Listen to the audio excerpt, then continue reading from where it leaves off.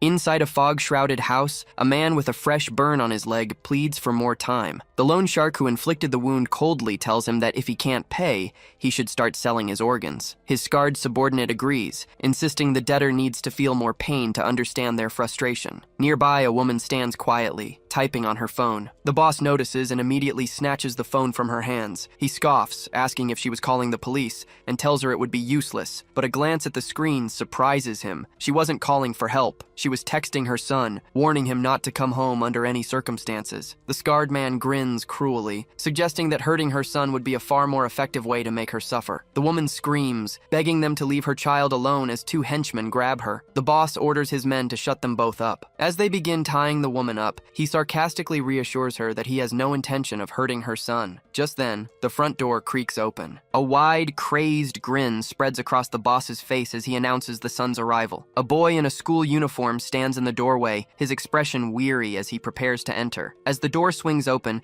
his mother, now gagged and bound, desperately pleads in her mind for him to turn back. The boy steps inside, oblivious to the armed men hiding just out of sight. He calmly takes off his shoes, sets down his backpack, and walks quietly into the house. Suddenly, a red-haired goon leaps from behind a wall, swinging a baseball bat. The weapon connects squarely with the back of the boy's head. His mother watches in horror, tears streaming down her face as she struggles against her restraints. The henchman freezes, realizing his bat is completely stuck, as if held by an invisible force. In the next instant, the boy spins around and delivers a single devastating punch to the man's face. The goon crumples to the floor, and the entire room falls silent in disbelief. The lone shark stares, terrified, wondering what kind of monster he's just provoked. A powerful aura now radiates from the boy, who glares directly at the boss with a clenched fist. The boss screams at his men to take the kid down. As another thug swings a bat from behind, the boy effortlessly dodges the attack. He pivots and drives his fist into the man's ribs with enough force to crack bone. The henchman gasps in pain, spitting, but before he can recover, the boy strikes the exact same spot again, shattering his ribcage. The man screams, his face twisting in agony. As he does, another thug lunges forward with a kick, but the boy dodges it with lightning-fast reflexes. He counters with a swift kick to his attacker's knee, dropping him to the ground in a heap of pain. Just then, a blonde thug sneaks up from behind and smashes a chair over the boy's head, but the boy doesn't even flinch. He simply stares back at the blonde, who looks on in terror as he realizes the chair has shattered on impact. In the next instant, the boy sends the blonde thug flying across the room, where he crashes hard against a wall, startling the boss. Overcome with shock, the boss stares at the boy and mutters, "What the hell is this thing?" He pulls out a knife and glances menacingly at the tied-up hostages. With a cruel smirk, he taunts the boy, asking if his father can still walk after the beating he took. Suddenly, a heavy iron appears right in front of the boss's face. Before he can react, the boy smashes it into him with full force. His parents can only watch, stunned by the brutal display. The impact leaves the boss with his head embedded in the wall. From the other side, he groans that his neck hurts and tells someone to call for an ambulance. When no one responds, he angrily yells out, only to realize that the boy has taken down every single one of his men. Breathing heavily, the boy finally takes a moment to recover. His father watches him in silence, while his mother closes her eyes in relief. He then moves to untie his parents. He looks at them and says that if they don't want him to fight, they shouldn't be so poor. But just as he finishes speaking, he suddenly collapses. His mother screams his name in despair, Kang Sun-woo. Sometime later, at a large hospital, the emergency room is in chaos. Wounded men are groaning in pain as doctors rush to treat them. Amidst the commotion, a well-dressed man in a suit and glasses stands at the reception desk. He asks the receptionist what's going on, and she explains that a loan shark's crew got into a fight. Apparently, they kidnapped a high school student's parents, and the kid single-handedly took down all 10 of them. The man is stunned by the story. Nearby, the injured loan shark orders his men to finish the kid off, but one of them points out that Kang Sun-woo is the one paying for all their hospital bills. The blonde thug then adds that the Black Bear is on his way, claiming the protagonist is done for. Hearing the name Black Bear piques the suited man's interest. He quickly asks the receptionist for the student's room number, and she tells him it's 202. Without another word, he sprints down the hallway. As he runs, he thinks to himself that if the Black Bear is involved, this student might be a promising candidate for a fighter. This could be the perfect chance to verify his potential. He stops in front of room 202 and reads the name on the plaque, Kang. The man sighs, noting that it's unfortunate the boy got involved with someone like the Black Bear. Peering through the small window, the man in the suit pities the student inside. In the room, Kang faces an impossibly tall and muscular man, whose physique seems almost inhuman. This man, the Black Bear, remarks that he never expected to be called out for a mere high school delinquent. He tells Kang not to take it personally,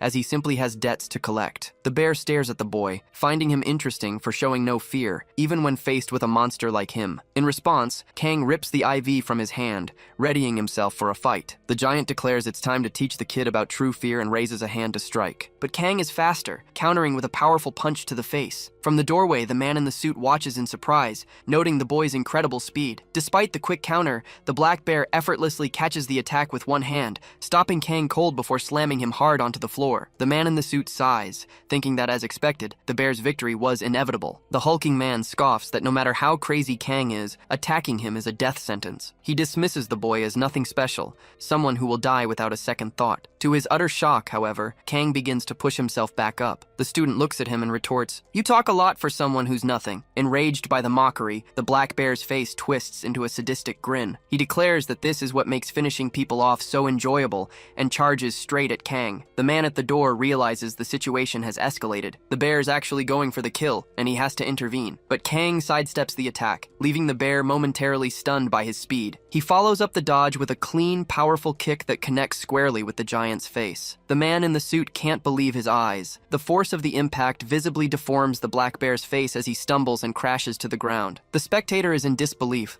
muttering that he's never even heard of the black bear being knocked down before. But the giant doesn't stay down for long, rising to his feet in a pure rage. The man in the suit nods to himself. It made sense that the man known as the King of Physique wouldn't be defeated so easily. The black bear sneers at Kang, asking if he really thought a kick from a mere student could take him out. Before he can finish, Kang lands another solid punch right on his jaw. "This makes no sense," the man at the door whispers. Kang follows up with another extremely powerful punch, and the black bear staggers, clearly dazed from the repeated blows. Despite his daze, the giant manages to grab Kang, wrapping him in his massive arms. He growls that he's being forced to use his best move on a high schooler. The spectator's eyes widen in alarm. He recognizes the hold as the black bear's signature move, the Bone Crusher, and knows he has to stop it immediately. The black bear begins to crush Kang against his body with all his might, laughing like a madman that the boy is starting to look ridiculous. Finally taking action, the man in the suit bursts into the room, shouting for the bear to stop. But the hulking man ignores him, squeezing even harder as Kang is caught in the deadly hold. The man who tried to intervene can only watch in terror. A heavy silence falls over the room, freezing everyone in a moment of unbearable tension. The hulking man is stunned. He wonders if his senses have gone numb because he's certain he used all of his strength. Suddenly, Kang moves, placing a hand on the man's shoulder and startling him. The brute demands to know how Kang is still moving, and why his bones haven't shattered. Enraged, the man squeezes with everything he has, vowing to go all out this time. But as Kang slowly rises to his feet, the brute can only repeat his question in disbelief. Before he can get an answer, Kang lunges forward, delivering a monstrous headbutt straight to the man's face. Now sprawled on the floor, the man dazedly asks if Kang's bones are reinforced with metal. In response, Kang delivers another headbutt, even more powerful than the last, completely crushing the man's face until his features are utterly deformed. He continues his relentless assault with a flurry of insane headbutts. The man in the suit finally steps in, telling Kang to stop since the bear is already unconscious. He urges Kang to calm down for now. He warns that if the fight escalates any further, cleaning up the mess will be difficult. He then pulls out his phone and makes a call, calmly reporting that a man in room 202 of Building B has suffered a cranial injury from a car accident. Hearing this, Kang turns to him and demands to know who he is and if he's working with the criminals. The suited man looks at him seriously and proposes a partnership. Kang immediately scoffs, asking what kind of nonsense he's talking about. Just then, a team of people in strange outfits carrying suspicious-looking equipment enters the room. The team's eyes fall on the bear's unconscious body, and they ask the suited man if they should begin the cleanup. He confirms that the bear won't be waking up anytime soon, and they get to work. Kang watches in silence, completely baffled and frustrated by the bizarre turn of events. The man in the suit approaches Kang and hands him a business card, explaining that the contact on it can give him what he's looking for. Kang takes the card, still confused. The man adds that all Kang has to do is fight for the person he serves. On the card is a strange symbol with a syringe. Disgusted, Kang crushes the card in his fist and tells the man to go to hell. Furious with the whole situation, he gets up and storms out. On his way, he tosses the crumpled card into a trash can, muttering that he has no interest in making money by fighting and wondering what kind of scam they were trying to pull. Watching him go, the suited man remarks that while the boy has good judgment, that kind of mindset can change in an instant. Later, Kang is in a bathroom washing his face after the fight. He reflects that even though his life is a mess, he still wants to honor his mother's one dream for him, to stay out of trouble. Just then, the bathroom door opens, and a man in a brown coat, his father, father, asks what he's doing there. His father stands by the door, questioning where Kang thinks he's going in his current condition. Kang snaps back, asking who he thinks is responsible for it. He angrily reminds his father that he was once a boxing champion, yet he did nothing and ended up buried in debt. Kang mocks his father's so-called champion pride from a small local gym and demands to know why he was really kicked off the national team. He finishes his tirade by accusing his father of caring more about his worthless pride than about the health of his sick and weakened mother. His father offers no response. As Kang turns to leave, the man warns him not to even think about leaving the hospital. Pausing at the door, Kang mutters that he hates all of this. Suddenly, a wave of dizziness washes over him. Kang collapses to the ground, clutching his head in pain. He figures it's from a lack of sleep, but admits to himself that his head always starts throbbing whenever he sees his father. Lying there, he thinks about how much he hates the old man, who barely brought any money home and was always covered in injuries. He remembers his father bowing his head to the parents of the bullies Kang had fought, a memory that fills him with shame. Kang wants nothing to do with him, refusing to believe his father thinks he did everything he could. It feels like he's just sinking deeper and deeper into a hole. As a high school student, he feels powerless to change his life. He can't even get a job on a fishing boat, let alone make enough to cover their daily expenses. A memory surfaces of some kids calling him to hang out, but he just ran off claiming he was busy. Another, more painful memory follows. A group of thugs smashing his motorcycle, leaving him completely screwed. Dealing with those bullies only made his father's debt worse. And through it all, he can't bring himself to leave home, not when it means abandoning his mother. His life, he concludes, is a complete mess. Sometime later, Kang wakes up on a stretcher, now dressed in patient clothes. He realizes he must have passed out again, and wonders when they moved him to a different room. Grabbing his phone, he checks to see how long he's been unconscious. He notices a strange message from his father. It says the time has finally come to tell him everything, and that he would do so tonight. Kang can only wonder what other secrets the old man has been hiding. Ignoring his father's text for a moment, he immediately calls his mother. When she picks up, he anxiously asks if everything is okay. His mother's voice is frantic. She warns him not to come home under any circumstances, explaining that gangsters are waiting there. To Kang's surprise, she reveals that she was the one who had him move to a different room and registered under a new name to keep him safe. He asks where she is, and she tells him she's hiding in a motel near a police station. She insists that he shouldn't worry about her and that she can't stay on the phone for long. She tells him to keep moving for now before abruptly hanging up. After the call ends, Kang stands frozen for a moment, furious with himself. He realizes it's his fault his mother got involved with those thugs. Without a second thought, he bolts out of the room, determined to find his mother. But just as he does, his phone rings. It's his father. Kang answers, but the voice on the other end isn't his dad's. A stranger asks if he is Mr. Kang's son. Kang confirms that he is, and asks who's calling. The man on the line explains that something terrible has happened. His father collapsed and is now unconscious. The news hits Kang like a punch to the gut. The scene flashes to his father lying on the ground, badly injured, with two friends desperately trying to help him. Later, at the hospital, Kang stands beside his father's bed in the intensive care unit. The man is covered in bandages from head to toe, unconscious and kept alive only by the steady rhythm of the machines. A doctor explains that the surgery is incredibly complex, with the initial cost alone exceeding 100 million won, not including the years of expensive treatment that would follow. The news shatters Kang, and he breaks down, crying in a corner, completely overwhelmed by the situation. He blames himself for everything, drowning in guilt and regretting every harsh word he ever said to his father. Feeling utterly lost, he doesn't know what to do. Then, a memory flashes through his mind, the offer from the man in the suit, and the business card he had thrown in the trash. A desperate hope ignites within him. He has to find that card. He sprints out of the hospital and races back to room 202, the place where he fought the black bear. Bursting through the door, he drops to his knees and frantically searches through the trash can, but it's no use. The card is gone. Kang's despair returns with crushing force. He blames himself all over again, crying as he apologizes to his father, convinced there's nothing he can do to help. In his sorrow, he mutters that it would have been better if he had just been finished off back then. Just then, a voice comes from the doorway. The same man in the suit is standing there. He asks if Kang is looking for the card and if he's had a change of heart. Kang immediately gets to the point, asking how much he can be paid. The man replies that he can earn at least 10 billion won, an amount that leaves Kang stunned. The man adds that even if he doesn't win, the popularity he gains will still bring in a lot of money. He then asks if Kang is ready to come with him. The scene shifts to a different room, where the two are sitting across from each other at a table. The man in the suit advises Kang to take his time and not rush into signing the papers. As Kang reads the document, he comes across the name Fighting Ward Strange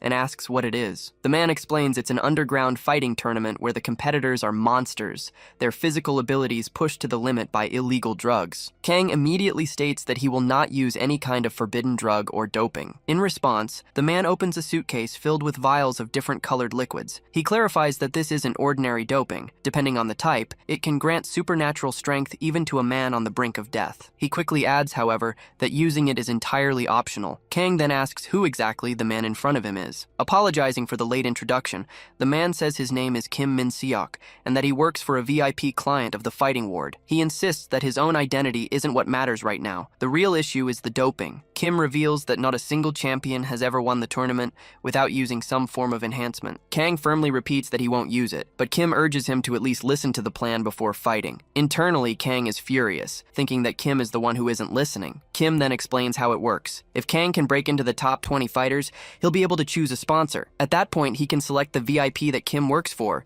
who will then support his path to victory. Kang, needing only the money, says he accepts and tells them to just pay him already. But Kim reveals the catch. "That's a problem," he says. "You only get paid if you enter the tournament." The condition catches Kang completely by surprise. Kang can't believe it. He asks if Kim is kidding, demanding to know if this means he actually has to work with him. Kim tells him to calm down, then cuts straight to the point, asking if the money Kang needs is to keep his family safe and healthy. Confused, Kang demands to know who Kim is and how he knows about his personal life. Kim lays out the offer. If Kang fights for his boss, his family will be protected. His father's hospital bills will be paid in full, and the debt collectors will be dealt with permanently. Kang is skeptical, asking how he could possibly trust a stranger. Just then, his phone rings. It's his mother, and he quickly answers. Fearing the worst, he asks if something is wrong. To his surprise, his mother tells him she heard he'd already paid for his father's treatment, and even sent bodyguards for protection. Kang is left speechless. Seizing the moment, Kim adds that a safe house is also being prepared where his father can recover in peace. Kim presses his advantage, stating that Kang doesn't have many other options. Forced into a corner, Kang tells his mother that he sent those people and that he has to go. He promises to call her back later and hangs up before she can protest. With his family's immediate safety seemingly secured, Kang looks relieved. He turns to Kim and asks if all these expenses will be deducted from the 10 billion won prize. But Kim reveals that 10 billion is just the starting amount. He explains that depending on how many people bet on Kang,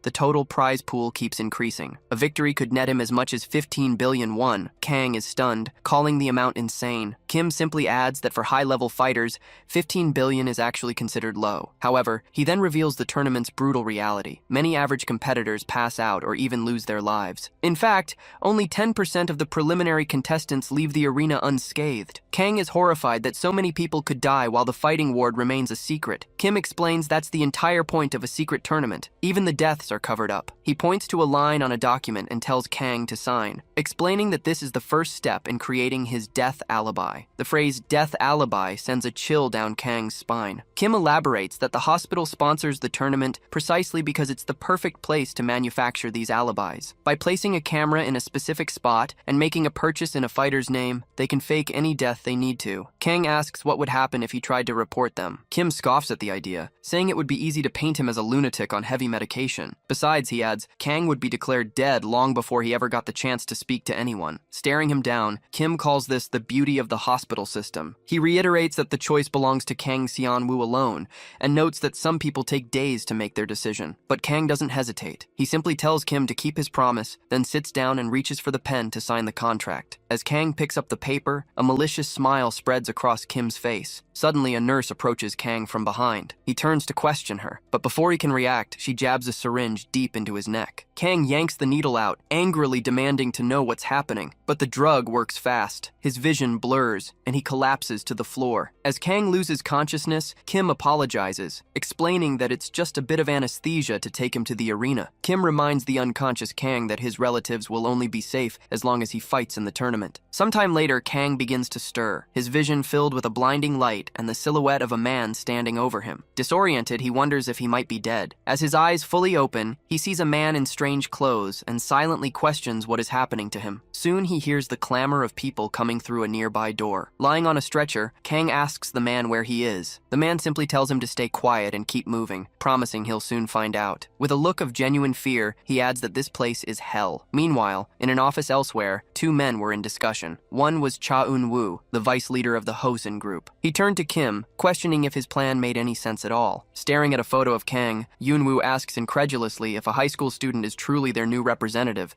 just because he managed to defeat the Black Bear. Kim confirms it, noting noting that even Vice President Hegnum laughed when he first heard the idea. Irritated, Yunwoo asks why that's a good thing. Kim explains that their goal is for Vice President Hegnum to underestimate them precisely because of Kang, no matter how ridiculous it seems. Yunwoo scoffs, asking if Kim truly believes one student can bring Hegnum down. Kim then reveals that they examined Kang's body after the Black Bear's Bone Crusher attack. He states that the boy's physical condition is beyond anything imaginable. Stunned, the vice leader demands he repeat what he just said. Back in the arena, Kang is jolted awake by a sharp kick to the face. As he scrambles to his senses, a guard in a strange uniform points a gun at his attacker, ordering him to back off. The man claims it was just a joke and steps away. Suddenly, a drone hovers nearby, its speaker crackling to life. It instructs Kang to get up, announcing that his registration is complete. Confused, Kang looks down at his own uniform and asks what it's talking about. The drone ignores him, warning that the first random battle is about to begin. The drone explains the rules. 200 fighters will be assessed for suitability before proceeding to the main arena. It reveals this is a doping test system, where each fighter has been given a random injection to enhance their physical abilities. As it speaks, VIPs are already watching from afar and placing bets on the winners. Kang's opponent immediately grabs his syringe to use it. Kang, however, refuses. He thinks about the promises he's already broken to his mother,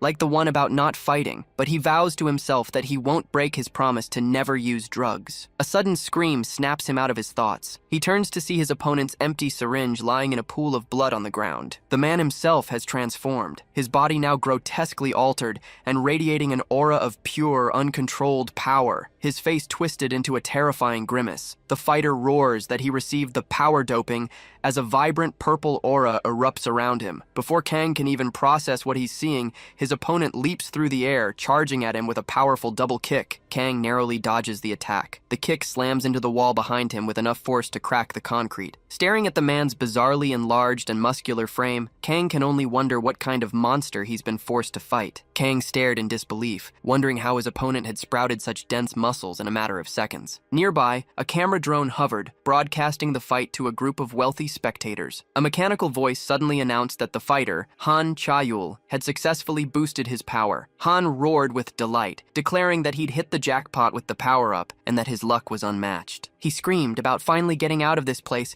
and crushing everyone who had ever mocked him for being skinny. With another sudden leap, he charged straight for Kang. Vowing to annihilate the little brat in front of him, Han closed the distance. But Kang, with a smirk, met the charge with a sharp punch to the face, then settled into a confident boxing stance. Stunned, Han demanded to know if he was being mocked. He couldn't believe the contempt Kang was showing him. Meanwhile, Kang noted that while Han's power was immense, his reaction speed hadn't increased with the doping. He decided to approach cautiously and wait for an opening. However, Han suddenly lunged forward with blinding speed, catching Kang completely off guard. He landed a clean blow to Kang's head, slamming him face first into the ground. Kang knew instantly that he couldn't afford to leave any openings when fighting a monster like this. From his awkward position on the floor, Kang tried to land a kick, but Han saw it coming. A sarcastic smile spread across Han's face as he dodged and delivered another direct hit, sending Kang flying across the room. The force of those two blows was staggering. As Kang sailed through the air, Han snatched his leg, a pained expression still on Kang's face. Han declared that there was no need to read his opponent's movements. He would simply crush him with pure, brute strength. Holding Kang by the leg with one hand,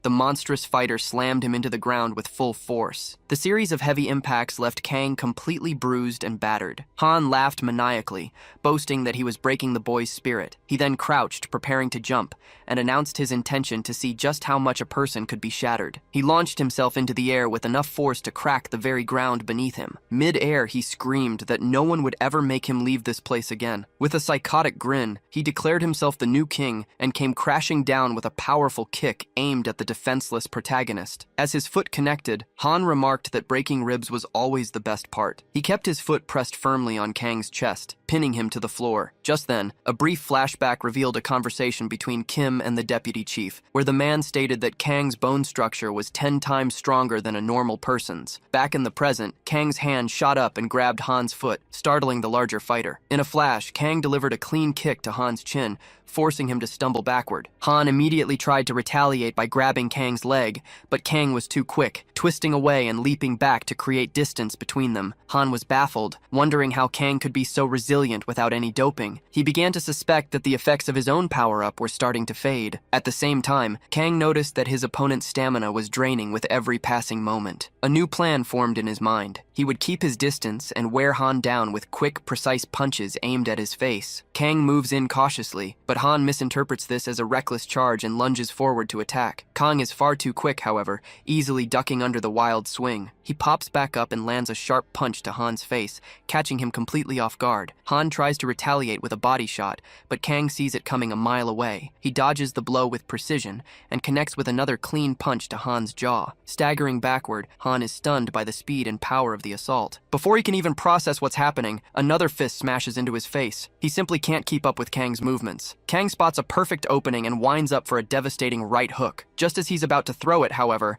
Han suddenly lunges forward and grabs him with both hands. "Gotcha," Han sneers. "This is so much fun." He claims he let Kang hit him on purpose, but Kang calmly replies that he also allowed himself to be caught. Confused, Han asks what he means. Kang simply asks if he's ever seen how a kangaroo holds its target before kicking. In the blink of an eye, Kang slams both of his feet directly into Han's face. The impact is brutal, completely disfiguring Han's face. He collapses backward, defenseless, muttering that he can't feel his own body and has no idea what's going on. Han grows furious with his own body for failing to react. He can't believe he's being beaten by some kid who isn't even using doping. His eyes then dart across the room and lock onto the syringe that was originally meant for Kang. He scrambles for the syringe, and Kang, already predicting his opponent's desperate move, sprints to intercept him. Kang leaps into the air, preparing to land a decisive kick, but he's too late. Han plunges the syringe directly into his own head. A system window immediately announces that the stamina doping has been successfully applied. Empowered, Han leaps forward and crashes into Kang with a body slam that he has no chance of defending against. Kang takes the full force of the impact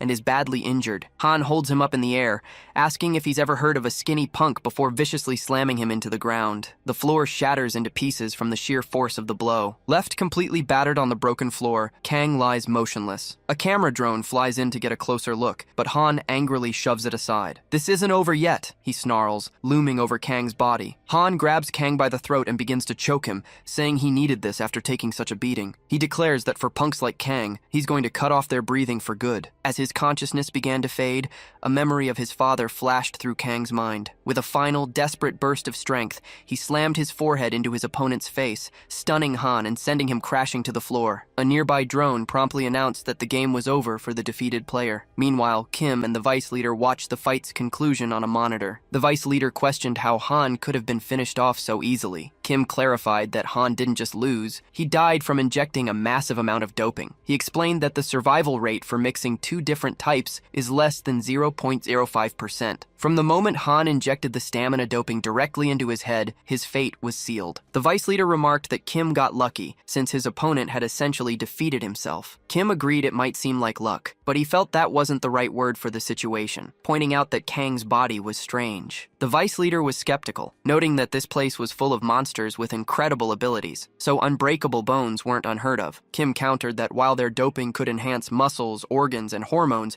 it couldn't strengthen bones. He was certain there was something secretly special about Kang. The Vice Leader accepted this, acknowledging that Kang had passed and would move on. He then asked what the next step would be. Kim explained that since passing the doping test, Kang had been receiving urgent medical treatment. Afterward, he would meet the other survivors who had advanced to the next stage, monsters who had likely acquired all sorts of powers. Back in the Fighting Ward's training room, Kang sat on a machine looking dazed and confused. He was torn, wondering if Han had really died because of him. He tried to reassure himself, thinking that he only meant to knock the man out. It was a matter of survival. Otherwise, Han would have been the one to finish him. His thoughts then returned to his family, remembering that he was the only one who could save his father and mother. Just then, the same drone from the fight flew up and hovered in front of him. The device spoke, instructing all participants who passed the round to head to the main hall. A nearby staff member added a warning, telling Kang that if he followed the guide, all his doubts would be cleared. He also cautioned him not to try anything reckless, as all the drones were equipped with lethal weapons. Kang stood up and began walking, following the drone through the corridors. He wondered what kind of place this was,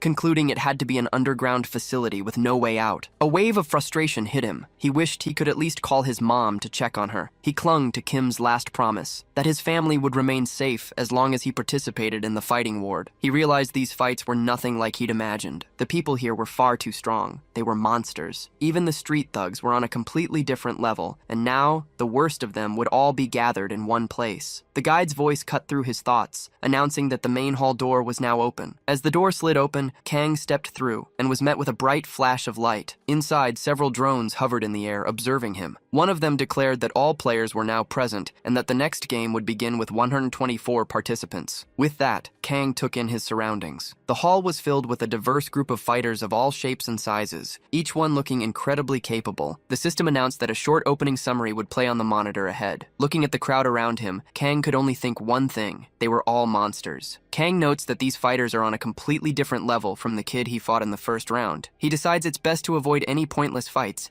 and just wait for the official matches to begin. However, a man next to him immediately calls out, asking how he even got here and challenging him to a little fight. Ignoring the man, Kang silently wishes he'd changed out of his school uniform before the summary starts. His thoughts are interrupted by a group of fighters nearby. They mock him, saying they heard he only won his first match because his opponent overdosed on drugs. Another chimes in, sarcastically suggesting Kang must be completely clean. They figure the rich VIPs watching are having a great time betting on the kid in the uniform, expecting a pathetic show. One of them suggests they should have some fun with the kid. Another man tries to give Kang some unsolicited advice. Keep his head down, walk quietly, and don't make eye contact. Kang tries to ignore them and walk away, but he's stopped by someone else. A tall, dark-skinned man blocks his path, saying he has a few questions before things get started. Annoyed and not wanting any trouble, Kang's patience wears thin. The man threatens to take him down right there if he doesn't answer. At that moment, Kang realizes that to survive among these maniacs, he has to be just as crazy as they are. Just as they're about to lunge at each other, an arm shoots out between them, stopping the fight before it can start. The tall man glares at the intruder, a man in his 30s with brown hair and glasses. Annoyed by the interruption, the tall man grabs the newcomer's arm threateningly. With a malicious grin, he asks what he's going to do now. As both men begin to emanate a powerful aura, the man with glasses simply states that Kang is just a student. He then effortlessly yanks his arm free, slightly surprising his aggressor. The tall man scoffs, asking if Four Eyes is really willing to fight him over some random kid. Seeing the situation escalate, Kang decides he can't just stand by and take the insults any longer. He prepares to attack, but before he can make a move, he freezes in fear. A drone silently descends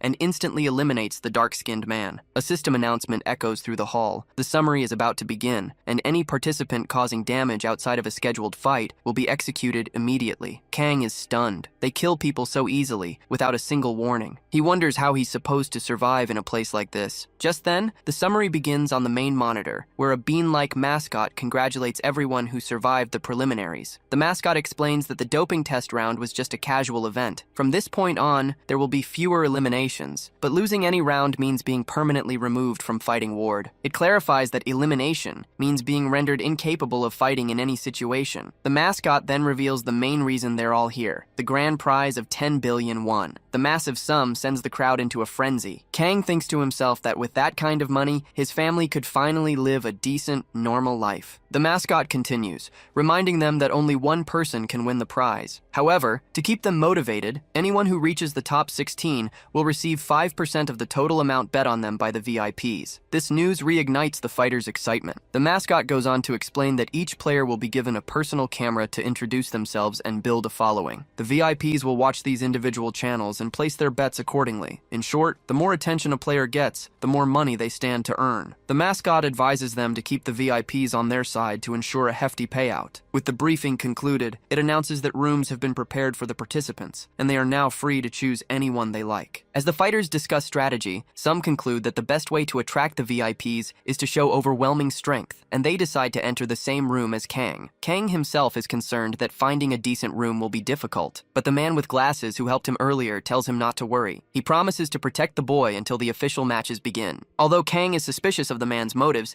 he accepts the temporary partnership. As they walk, he spots someone in the crowd who looks strangely familiar. The man with glasses urges him to keep moving so they can find a room. Kang can't shake his suspicion. The man had just been insulted for defending him, yet now he was eager to team up. Kang doesn't understand his motivation and decides he can't be trusted completely. In this place, everyone is a potential threat. The man snaps him out of his thoughts, asking why he he's just standing there. Elsewhere, two other fighters observe that one room has already formed a group. They decide their best bet is to get a room near Kang's. They figure that being close to a popular fighter might get them some camera time on a channel the VIPs are watching, which could lead to more bets. After all, muscular fighters tend to be a big draw for the wealthy gamblers. In another room, three large, imposing men are gathered. Suddenly, a plain-looking young man with blonde hair and a jacket walks in, closing the door behind him. He casually remarks that it seems like a good room, a statement that startles the three brutes. They rise to their feet menacingly, but the blonde man simply asks if they can get out of his way. One of them scoffs, noting that the cameras aren't even on yet, and the kid still had the nerve to shut the door. He lunges at the blonde man, yelling that he's asking to be killed. But the young man counters with just 2 fingers. He dodges the attack and lands a clean, precise hit on his attacker's jaw, knocking the man out cold. The other 2 men in the room are shocked speechless by the display of power. The blonde fighter then coolly asks if anyone else wants to greet him. Both men hesitate, their faces filled with fear. He tells them it's better if they just stay quiet. He adds that the person he truly wants to greet is someone else. His name is revealed to be Han Min-soo, and he is 19 years old. Outside the fighting ward, a car sits on a bridge. Inside, Kim delivers bad news to the vice chief. The vice president has once again teamed up with Choi Michon, the former tournament champion. The vice chief despairs, questioning his path forward now that his only hope rests on a high school kid. Kim reassures him, explaining that if Kang makes it into the top 16, he'll be eligible for the second round, where doping is allowed. With bones 10 times stronger than normal, Kang has a high chance of reaching an elite level of enhancement. Kim believes that with just one more shot, he could become a record-breaking monster. The vice chief worries that it will be difficult to keep Kang on their side, as other VIPs and fighters will surely try to sabotage him. Kim tells him not to worry about that yet, revealing that the members of the room Kang just entered are the 5 fighters with the lowest VIP viewership. This news comes as a surprise to the vice chief. Back with Kang, the man with glasses explains that it's not easy to get views, since the audience tends to focus on fighters who have won before. As he speaks, we see the other people in their room. Amanda Grouch, a 23-year-old who fights with capoeira and jiu-jitsu but has a low chance of winning, and Kim Min-ho, a 25-year-old boxer and the smallest fighter in the competition. The last fighter with them is a peculiar man named Min-on, who is lying on the ground muttering for help while trying to lick his own elbow. Just then, 5 drones fly into the room. The man with glasses announces that the drones have started recording and that they need to attract the VIP's attention to make money. He immediately starts flexing a muscular arm, then drops to the floor. He begins doing push-ups using only his fingers, his entire body elevated off the ground as he counts them out. Kang watches on, unsure of what to make of the situation. His gaze quickly shifts to Amanda. She gets into position and points a single finger at the floor, pressing down with so much force that Kang is visibly impressed. She then moves into a rather strange stance, soon mirroring the other man's push-up form, but balancing her entire body weight on just one finger. The sheer strength, performed with no preparation, is astonishing. As the two of them continue their impressive display, Min-ho scoffs that just showing off strength is for idiots. He readies himself and then launches forward with an absurd burst of speed. Kang can only wonder how someone could be that fast. All the while, Min-on continues his strange attempt to lick his elbow, rambling confusingly. Watching the bizarre behavior of everyone around him, Kang thinks the whole scene is completely insane and wonders who on earth would waste their time watching this. Suddenly, a system announcement declares that the matches for all 124 fighters have been decided. Everyone in the room immediately looks toward the large screen to check their opponents. Kang's opponent is a man named Kai, who has red hair and an X-shaped scar across his face. In another location, Kim and the deputy chief are also looking at the matchups. The deputy chief asks if this Kai is a good fighter. Kim replies that Kai hasn't lost a single match since his days as a practitioner of a martial art called Lethwei. Confused, the deputy chief repeats the name, admitting he's never heard of it. Kim explains that Lethwei is similar to Muay Thai in many aspects, but it's significantly more brutal and damaging. The deputy chief is surprised, pointing out that Muay Thai is already considered one of the most powerful combat sports where most attacks cause major damage. Kim confirms that Lethwei is even worse. Not only do they fight without gloves, but headbutts are also allowed. He explains that fighters always aim for the face or head. It's ironic since the skull is one of the strongest bones in the body, yet any serious damage there can be fatal, which is why the sport was banned from official tournaments. But the most dangerous aspect of Lethwei lies elsewhere. Strikes to the back of the the neck and even to the spine are permitted, hits that can easily kill an opponent or leave them in a vegetative state. Kim continues, explaining that Kai honed his combat experience in the fighting ward. After his professional career, he was exploited by an organization and has been fighting there ever since. The deputy chief asks about this organization, and Kim clarifies that official ring fights were no longer satisfying for Kai. He started seeking out famous street fighters, which is how he caught the attention of the group that now controls him. The deputy then asks if Kang Seonmu truly has a chance of winning. Kim admits that's precisely what he's curious to find out, a response that startles the deputy. He adds that Kang Seonmu, along with the Black Bear, are the only two fighters who have never received any formal martial arts training. The scene then shifts back to the fighters' quarters, where 28-year-old Kang Seonmu is just waking up. He and the other men in the room rise from their capsule-shaped beds. Kang wonders how long he was out, immediately noticing that his body feels significantly lighter than before. Confused by the strange sensation, he suddenly recalls that this isn't the first time he's felt this way. It's the exact same feeling he had after his brutal fight with the Black Bear back at the hospital. Realizing what's happening, he confirms it to himself. He feels much stronger now. The man with the glasses tells him not to be so surprised. He explains that Kang's muscles were pushed to their absolute limit, and because they recovered without any permanent damage, they've actually grown stronger. The man speculates that Kang had likely never pushed himself that hard before his battle with the Black Bear. He continues, guessing that Kang has also recovered his usual speed, and wonders aloud if he used some kind of recovery-type doping agent. Changing the subject, Kang says he's been curious about something. He asks the man why he risked his own safety to defend him the other day. The man explains that he did it because Kang reminds him of his son. He admits that while he tries to be a good father, his son doesn't like him very much, and is currently in deep debt with loan sharks. When Kang points out that the man is in this death game too, he nods, saying he's here to try and set things right. He finishes by explaining that seeing Kang alone reminded him so much of his son's predicament that he couldn't just stand by and do nothing. Kang bluntly tells the man to stop wasting his time on him. He urges him to focus on surviving so he can go back and take care of his own son, because if he dies here, none of his efforts will mean anything. The man seems taken aback for a moment by Kang's words. Then he playfully puts Kang in a chokehold, asking him to help him out one more time, though Kang insists that's not what he meant. Their interaction is cut short by an angry shout. They turn to see Minhan, who is indignantly demanding to know why he isn't scheduled to fight in the main arena. He proudly boasts that he's the guy who can touch his own elbow with his tongue, as if that proves his worth. Ignoring the outburst,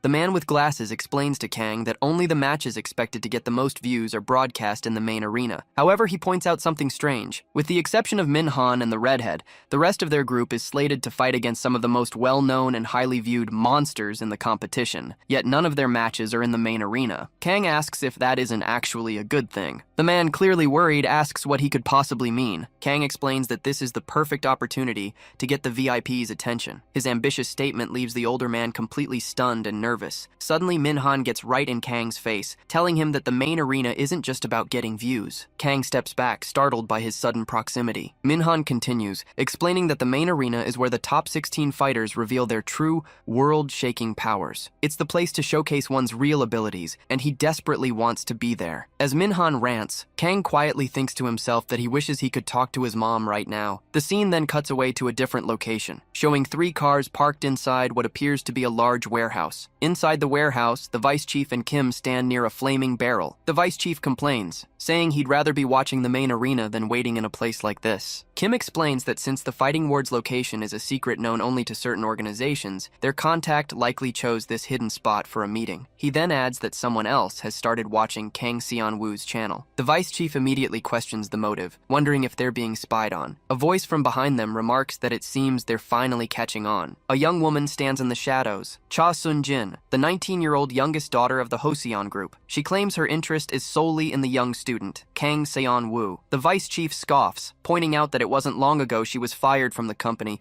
and now she's skulking around like a rat. Kim simply observes that the young lady seems to have taken an interest in their boss. Infuriated, the vice chief snaps at Kim for his comment, then turns on Cha Sun-jin, calling her nothing more than an illegitimate daughter. As she calmly walks down a set of stairs, she calls his words harsh, especially since she dropped out of school to help her brothers with the company. With a hint of sarcasm, she thanks him for finding such an interesting meeting spot, claiming she's almost grateful. The vice chief tells her to stay quiet and leave, but he's cut off by the arrival of a car. A guiding drone, identical to the ones from the fighting ward hovers into view, startling everyone. Two men in unusual attire step out, and the drone announces that it will escort them to the main arena. Sometime later, Cha Sun-jin is told she can remove her blindfold. She finds herself in an elegant room, furnished with plush, red armchairs. Confused, she asks where she is. A security guard explains that she is overlooking the main arena from one of the 16 exclusive VVIP rooms. Taking in the view, Cha Sun-jin murmurs that she's finally made it to the playground of the big shots. Elsewhere, Kim and the vice chief are in a similar room, with the vice chief remarking that the arena is as massive as he'd imagined. An attendant informs them that as soon as the current fight concludes,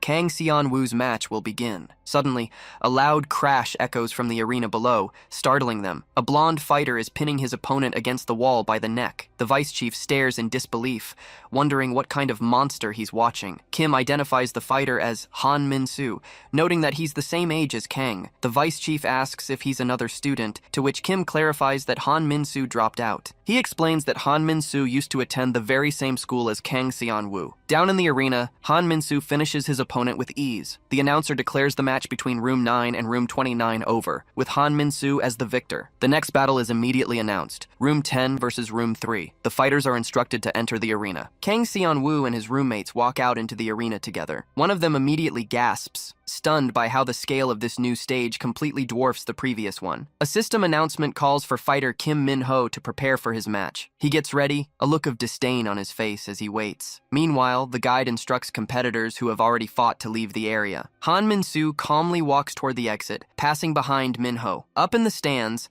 Kang and his friend comment that Min-ho doesn't look very confident. Suddenly, a small rock smacks into the wall right next to Kang, making him jump in surprise. Where the hell did that come from? Kang wonders aloud. Down below, Min-ho glances sideways at them, his lazy expression unchanged. He thinks to himself that he saw exactly what happened. Han had been walking casually, but with a slight tilt of his head, he'd flicked a rock straight at Kang Seon-woo. Min-ho realizes the man is insane. His speed is so incredible, it's practically unreportable. Just as Han is about to pass him, he stops and calls out to Min-ho. Your teammate seems a little arrogant, don't you think? He asks, clearly referring to Kang. Min-ho feigns ignorance, claiming he has no idea what Han is talking about. Han glares at him, but Min-ho is genuinely confused by the sudden hostility. Staring Min-ho down, Han mutters, "Well, I guess there's nothing to be done then." In an instant, Min-ho drops into a fighting stance and puts some distance between them. Up in the stands, Kang and the others are completely baffled by the sudden escalation. It wasn't sudden at all, Amanda corrects them. She explains that Han can sense even the slightest hint of intent from people, especially killing intent. For a moment, Han and Min-ho remain frozen in their standoff. Then just as quickly as it began, Han relaxes and continues walking toward the exit as if nothing happened. Min-ho realizes what just happened. Han had projected an aura of killing intent so powerful that it made him react, forcing him to imagine the worst. He thinks to himself that this guy is on another level. A flash of the brutal attack he envisioned plays out in his mind. Shaken, Min-ho wonders if he's really this weak and how he could ever hope to get his revenge. A voice from behind snaps him out of it. Where are you looking? His opponent, a 31-year-old wrestler named Pais, has entered the arena. In the VIP section, the president of a major hotel, Pais' sponsor, remarks on his fighter's unique wrestling style. A man beside the president explains that a wrestler's striking doesn't matter. Their goal is to drag you to the ground, and once they dominate you there, it's over. They use a combination of throws, joint locks, and other techniques that make escape nearly impossible. He notes that this is why so many mixed martial artists master wrestling. It's a hybrid art with the strongest base. If a wrestler can endure the initial punches, they have a massive arsenal of moves to win the fight. Looking at the huge physical difference between Pais and Min-ho, the man concludes that this match won't be complicated at all. The guide announces that both fighters are ready, and the match between Kim Min-ho and Pais can now begin. Min-ho settles into his fighting stance, waiting for Pais to make the first move. Pais scoffs. "Are you a boxer?" He glances at Min-ho's hands. "You've never fought without gloves, have you? It's a shame your first real opponent had to be me." With that, Pais charges forward. But Min-ho is ready, countering with a powerful punch that connects squarely with Pais' face. The wrestler stumbles back, screaming in pain and clutching at his eye, which is already badly injured from the single blow. Pais screams in agony, now completely blind in his left eye. Min scoffs, asking who the weak one is now. Panicked, Paez knows he has to grab his opponent quickly. With his vision severely impaired, a close-quarters fight is his only chance. The lack of sight is terrifying. Min's speed is overwhelming, especially on his blind side. Before Paez can react, Min lands another powerful left punch squarely on his face. He immediately follows up with a right, each strike landing with crushing force. Paez lunges forward, shouting a curse as he tries to grab him, but Min evades the clumsy attempt with incredible speed. He then unleashes a flurry of blows all over Paez's body. As the hits rain down, Paez realizes the vision in his remaining eye is starting to fade as well. All he can see is a blurry silhouette of Min relentlessly attacking him. From the stands, a spectator assumes the fight is over, but Amanda calmly says it isn't. To the surprise of those around her, she points out that Paez is beginning to block some of the attacks. She's right. Somehow he's starting to adapt to Min's movements. Min suddenly senses a shift in the fight and grows cautious. In a flash, Paez lunges and almost manages to grab him, forcing Min to dodge backward just in time. Min is confused. He's the one on the offensive, yet Paez's reflexes are suddenly sharp. Meanwhile, Paez is trying to understand what's happening to his own body. He realizes the vision in his good eye is actually clearing up. A strange sensation washes over him, as if every hair on his body is standing on end. Focusing on this feeling, he understands. He calmly declares that everything is fine now, and then closes his eyes completely. Min watches, bewildered, wondering what kind of trick this is. Believing the fight is already decided, he throws another powerful punch to end it. But this time, Paez, with his eyes still shut, raises his arm and perfectly blocks the attack. The entire crowd is stunned into silence. A chill runs down Min's spine. He knows that if Paez gets a hold of him now, it's over. He tries to create distance, but as he dodges, he backs right into Paez's waiting hand, which clamps down on him like a vice. Paez effortlessly lifts Min into the air and executes a strange but devastating throw, slamming him backward into the ground with enough force to crack the arena floor. From the stands, an onlooker identifies the move as a hip throw. The VIP who sponsored Paez is baffled, asking how he suddenly got stronger from being beaten. His subordinate explains that by losing his sight, Paez seems to have undergone a sensory awakening. Min lies on the broken floor, badly injured from the impact. Paez looms over him, saying he should be grateful. Losing an eye was the key to awakening his true power. Just as he finishes his sentence, a powerful right hook smashes into the side of his face. Despite being on the ground, Min wasn't out of the fight. His punch landed squarely on Paez's remaining eye. Paez stumbles backward, screaming in agony as his world goes completely dark. The VIP remarks that even with awakened senses, a man can't see if he has no eyes. As Paez writhes on the ground, the VIP's subordinate notes that Min held up surprisingly well. He then points out that the situation is irreversible because Min isn't even conscious. Shocked, the VIP asks if he truly landed that last punch while passed out. Down in the ring, Min lies motionless on the ground, his fist still raised from the final blow. Amanda watches with concern, hoping Min wakes up soon. She fears Paez might still be able to locate him, even without his sight. Meanwhile, the blinded fighter slowly gets to his feet, disoriented by the total darkness. Paez roars in frustration, shouting that he can't see a thing. But then, something shifts. A new kind of perception floods his mind. He can feel the individual grains of sand beneath his feet and hear the faint rhythmic beat of Min's heart. The subtle changes in air pressure against his skin become as clear as day, and he even gets the sensation of sight from behind him. A wave of euphoria washes over Paez as he realizes what's happening. He begins to laugh like a madman. He had been disappointed about not receiving a power-up, but this was even better, a natural enhancement that would allow him to constantly improve. With a twisted grin, Paez thanks Min for blinding him, promising to repay the favor by putting him to rest for eternity. With his new senses guiding him, Paez leaps forward to attack the helpless fighter. Though Min is unconscious, his mind is racing. He feels trapped, his body refusing to obey his commands. A memory surfaces of a body lying on the ground, and he recalls his vow to find the man responsible. He remembers being handed a card for the fighting ward, told it was the only way to find his brother's killer. Deep in his subconscious, Min cries out for his brother's help. In the real world, Paez is already airborne, descending with a devastating elbow strike aimed directly at Min's head. Just as the blow is about to land, Min's eyes snap open. He's confused for a moment, wondering why everything seems to be moving in slow motion. Then it hits him. The world isn't slow. He has just become unbelievably fast. In the split second it takes for Paez's elbow to smash into the ground,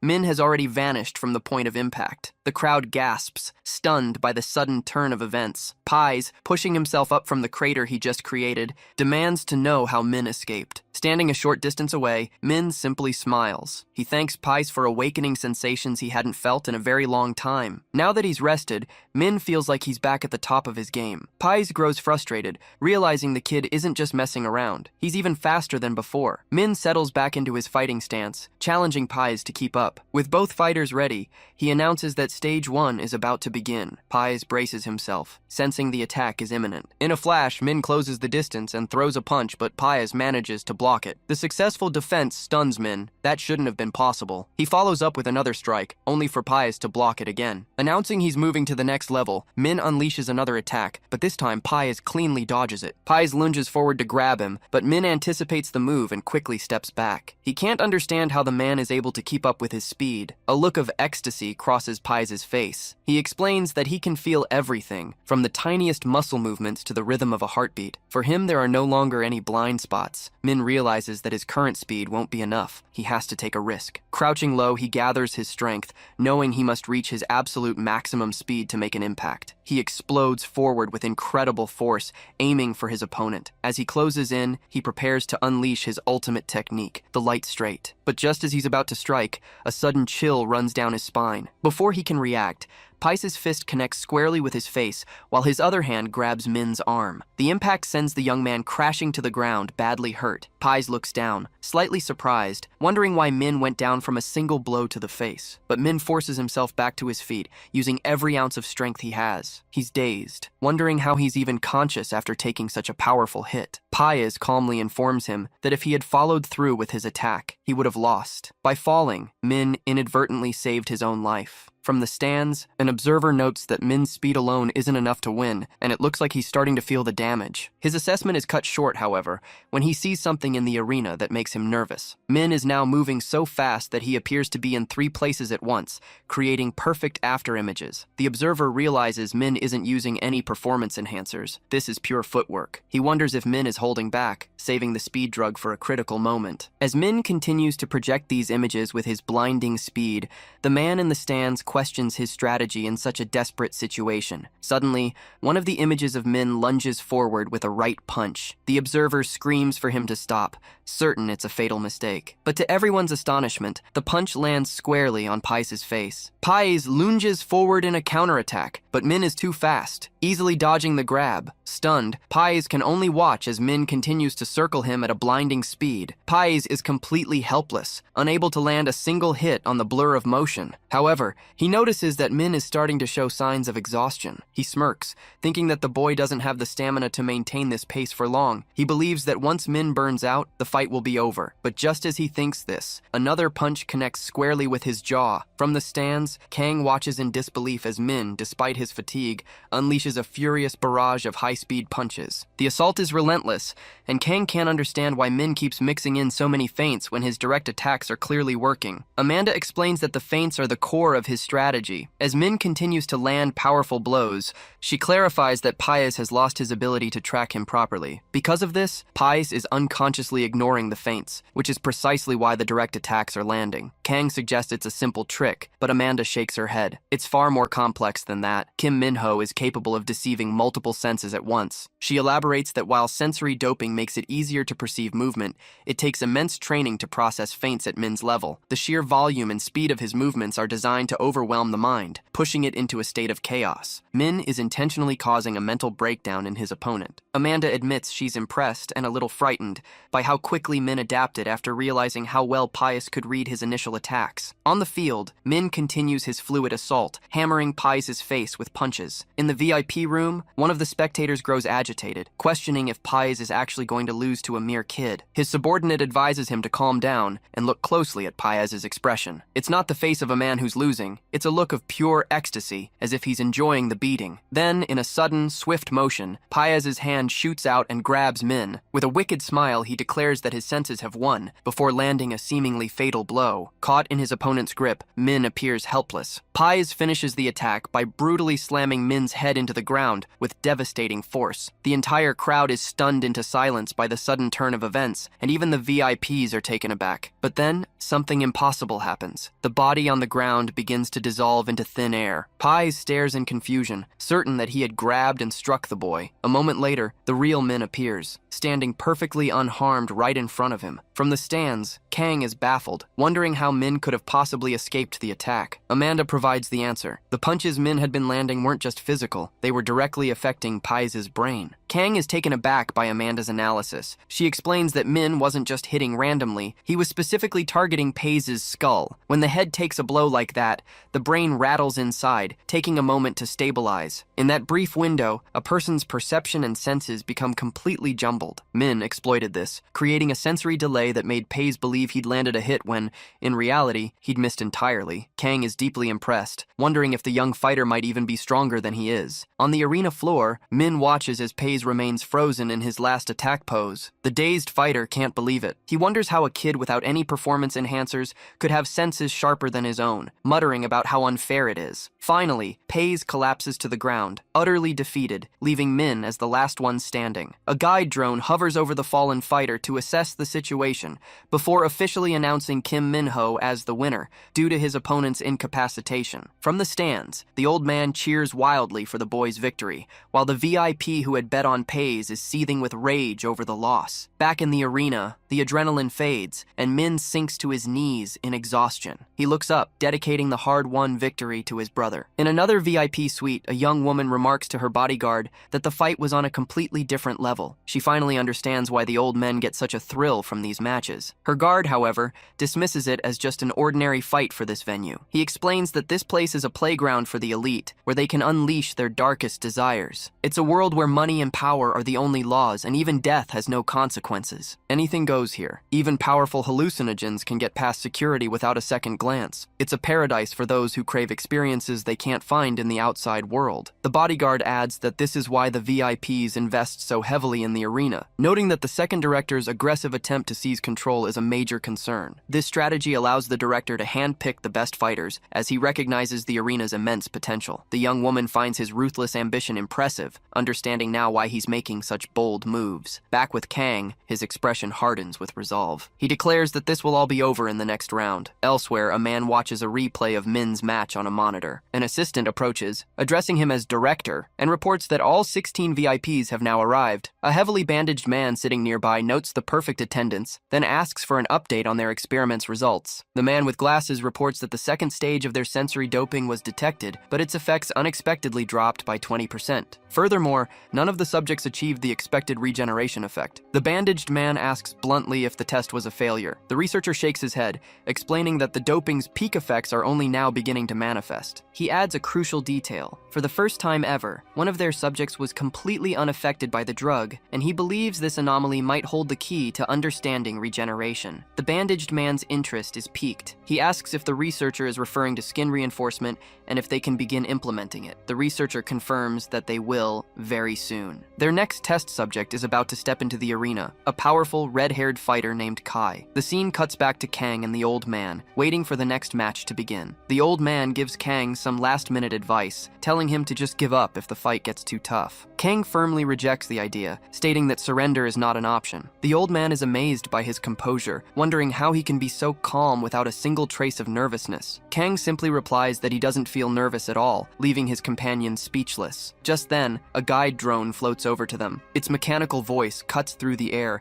announcing that it is now Kang's turn to fight. Kang calmly walks toward the designated door. He reflects that ever since this all began, he has lost the ability to feel fear. He had survived countless situations where he should have died, and the initial shock and tears eventually gave way to complete numbness. Over the years, this immunity to fear became absolute. Bullies who tried to scare or mock him were met with a blank expression. Even when they beat him, his face remained unchanged. Eventually, the bullies grew to fear his unnerving stoicism. Now, fighting is all he has left, a tool to protect the family he loves. As he looks at his opponent, he knows Kai is unlike anyone he has ever faced before. The two fighters face each other in the arena. In the stands, the vice director remarks to a man with glasses that the real show is just beginning, wondering aloud what kind of doping Kai is using. The man, Min, notes that it's his first time seeing skin reinforcement doping. The vice director asks how toughening one's skin could possibly help in a fight. Min explains that it's incredibly effective. Kai's last opponent had their skin and muscles torn to shreds. He clarifies that in this state, Kai's skin is too thick and calloused from battle training to be damaged by human strength. and that's on top of his already powerful muscles. The vice director's companion mentions that the VIPs always bet heavily on Kai. Min scoffs, annoyed that everyone is backing Kai, who relies on enhancements while Kang is fighting completely clean. A look at the betting board confirms it. Every single wager is on Kai, with nothing on Kang. But then, Min's eyes widen in shock. He points out that someone has placed a massive bet on Kang, a staggering 1 billion in cash. The vice director is stunned and immediately demands to know who did it. The camera cuts to the mysterious VIP woman from before. She's the one who placed the bet. Her bodyguard questions the decision, but she simply replies that high risk brings high returns. She explains that she's following her intuition, believing that taking big risks is the only way to break into the Puros. She's eager to see if this gamble will be a colossal failure or a massive success. Back in the arena, Kang and Kai stand face to face. The drone hovers between them and officially announces the start of the match. Kang immediately drops into a combat stance, determined to win. He quickly notices, however, that Kai hasn't moved at all, still standing casually as if nothing is happening. Kang calls out, asking if he's going to fight. Kai scoffs, replying that as a warrior, he doesn't strike the weak. He strolls toward Kang, declaring that he'll only use 10% of his power, and that Kang shouldn't even think about getting back up. Without warning, he drives a powerful kick into Kang's stomach, sending him flying across the arena from the sheer force of the blow. Watching from the stands, both the vice director and Min are stunned by Kai's overwhelming power. Kneeling on the ground, Kang groans in pain. The vice director watches, wondering if the fight is already over after a single strike. From the stands, another spectator agrees, suggesting it might be best to stop the match. However, a blonde man in the crowd offers a different perspective. He explains that Kang isn't crying out in agony, he's just reacting to the impact. According to him, Kai won't attack again because his only goal was to intimidate the boy, not seriously injure him. Another man asks if this means Kai is trying to spare Kang's life. The blonde man calmly corrects him, saying it's not about mercy, it's about embarrassment. If a professional like Kai had to go all out against a high schooler, his reputation would be ruined. His real plan is to just knock Kang out and end the fight as quickly as possible. Down in the arena, Kai tells Kang to stop pretending to be hurt, warning him that faking an injury won't change the outcome. He offers Kang one more chance to give up, but Kang simply interrupts, telling him to get on with the fight, which catches Kai completely off guard. Kang continues to taunt him, asking if he gets some kind of prize for running his mouth. Kai remains silent for a moment before declaring that this time,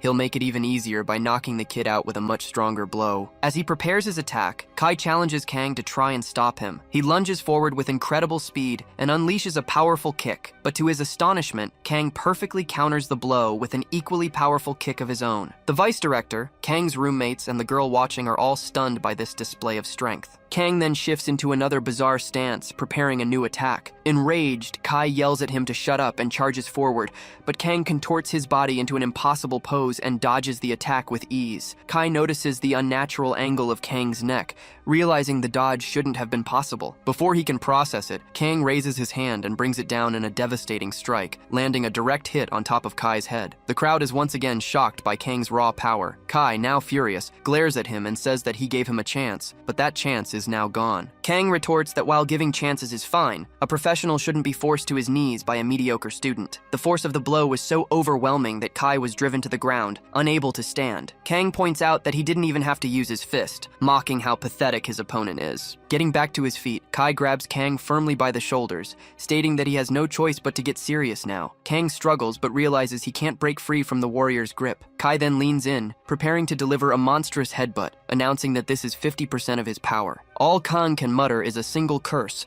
before Kai smashes his forehead directly into his face. The brutal impact sends Kang stumbling backward, completely dazed. But as Kang falls, Kai clutches his own head, wondering why he's in so much pain, and questioning if he misjudged his own strength. In that split second, Kang recovers, leaping into the air and planting both feet squarely in Kai's face. The warrior is sent flying backward, utterly baffled as to how Kang could have taken that headbutt without any visible damage. Kang lands on his feet, his vision clearing from the headbutt, but before he can fully recover, Kai is instantly in front of him, rearing back for a devastating uppercut. The blow connects, ripping through Kang's shirt and skin. From the stands, one of the spectators gasps in disbelief, but the blonde man beside him calmly states that it's not over. Without a moment's hesitation, Kai follows through, driving a brutal knee into Kang's midsection. The impact sends Kang flying into the air, blood spraying from his mouth. Helpless and airborne, he has no way to defend against Kai's next move. A vicious elbow aimed directly at the back of his neck. The spectator shouts a warning, realizing that a direct hit to the neck could be fatal. The elbow smashes down with full force, driving Kang face first into the ground ground. The brutal combination of attacks leaves him motionless on the floor as Kai stands over him, watching. The man with the glasses remarks that this is far too violent for a simple spar. The blonde man behind him agrees, calling the situation ridiculous. When asked why, he simply stares at the arena, wondering just who this Kang Seon-woo really is. Kai reflects on the final blow. He realizes that just before the elbow connected, Kang had intentionally driven his own head into the ground. He wonders if the kid is insane or if it was a desperate, panicked move. Either way, Kai can't imagine anyone surviving that without a head made of solid iron. But then, to everyone's astonishment, Kang begins to stir. He pushes himself up from the ground, shocking the spectators with his rapid recovery. Though he looks unsteady, he manages to get back to his feet as the man with the glasses stares in disbelief, asking what is happening. The blonde man speaks up, warning his companion not to mistake Kang for some weak kid. He admits that even without knowing much about him, there's something about Kang that gives him chills. Back in the ring, Kang settles into a fighting stance, his eyes locked on his opponent. Kai scoffs, telling Kang not to push himself so hard. He advises him to give up now if he wants to survive, but Kang cuts him off, tired of his opponent's nonsense. He challenges Kai, saying he's about to find out if his body is as tough as his mouth. Kai remains unimpressed, claiming that any of Kang's hits would be useless. He tells him again to just give up. To prove his point, Kai spreads his arms wide, inviting Kang to attack and promising not to even defend himself. Kang senses that Kai is underestimating him, but he also detects a strange anger in his opponent's eyes. At the same time, Kai's mind drifts back to his past. To become the best, he had put everything on the line, knocking out every opponent he faced, but it was never enough. He believed only true life or death battles could forge him into a real warrior. Seeking that level of danger, he sought out assassins and gangsters. He would walk into the strongholds of rival groups and slaughter everyone inside, always emerging as the sole survivor. After all that, he can't believe he's expected to have a serious fight with a mere student. As Kang prepares his attack, Kai taunts him one last time, telling him to hit with all his strength because it won't make a difference. In response, Kang unleashes an incredibly powerful punch that slams directly into Kai's abdomen. The crowd is stunned by the sheer force of the blow, but it has absolutely no effect on Kai. He smirks, telling Kang he already warned him. He's not just some high schooler. Suddenly, a flicker of surprise crosses Kai's face. Before he can react, Kang announces he's throwing one more punch and lands a hard left hook, catching his opponent completely off guard. Stunned, Kai wonders what just happened. Kang immediately follows up with a powerful kick aimed at his head, but Kai's incredible reflexes allow him to block it. He instantly counters with a punch of his own, demanding to know what Kang thinks he's doing. Kang desperately throws himself back to dodge the attack. The punch only grazes his chest, but even the glancing blow is powerful enough to tear through his clothes and skin. Shocked that he couldn't fully evade it, Kang realizes he needs to create more distance. He leaps backward, putting space between them. The two fighters stare each other down in the tense silence. Kai breaks it, asking how many more chances he has to give Kang before he finally gives up. In response, Kang just smirks. Annoyed, Kai asks if he's actually laughing right now. Kang simply asks if he's forgotten what he said earlier. With that, Kang rips off his torn shirt, revealing an incredibly muscular physique. The spectators are shocked, wondering how a boy his age could be so well built. Kang looks at Kai and asks, "Didn't I say I wouldn't defend myself?" Kai confirms that he did. Kai acknowledges that Kang is clearly not just some sacrificial lamb. He warns him to remember that this was his choice. As he speaks, his fist begins to glow with a blue, crackling aura. Seeing this, Kang's face breaks into an ecstatic smile. Kai unleashes the blue energy,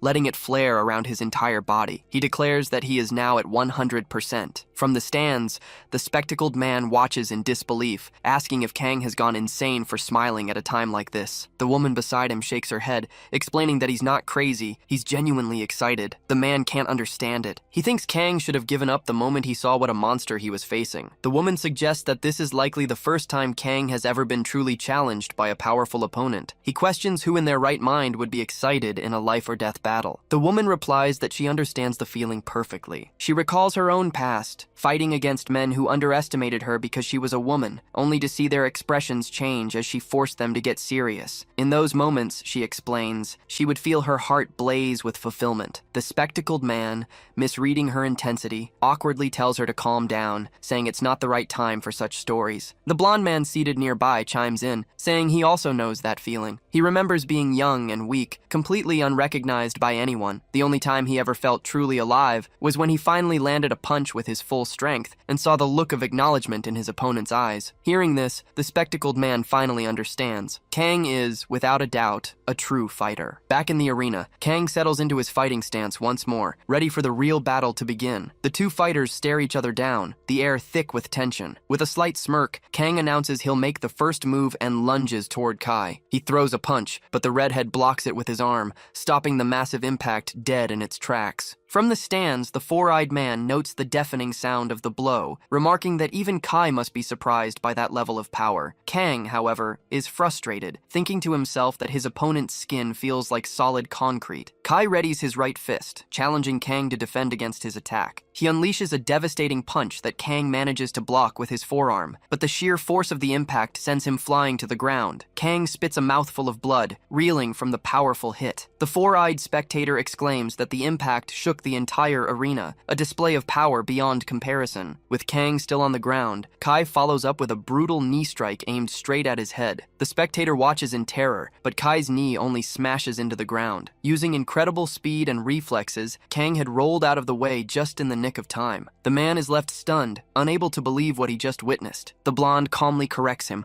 pointing out that Kang didn't dodge completely. His back is torn up from the attack. As Kang gets to his feet, a strange sensation washes over him. He realizes, with a shock, that he's feeling a hint of fear. He can't believe it's someone like Kai who's making him feel this way. The redhead taunts him, saying it's time for Kang to admit that he's the one opponent he can never defeat. Kang scoffs at the notion, retorting that Kai isn't the only one who gets treated like a monster. He declares that anything Kai can do, he can do too. Fueled by this resolve, Kang throws a powerful uppercut, but Kai easily dodges it. As he drops, Kang tries to transition into another attack, but it fails to connect. The failed move leaves him momentarily vulnerable, and a flicker of worry crosses his face. A wicked grin spreads across Kai's face as he announces it's his turn. From the stands, the four-eyed man realizes with dread that Kai is preparing to use his headbutt again. Bracing himself, Kang repeats his mantra. Anything Kai can do, he can do too. The two fighters charge and collide head-to-head with a sickening crack. In this brutal exchange, Kai proves to be the stronger of the two. The force of the blow sends Kang staggering back, forcing him to his knees. He trembles, barely able to stay upright,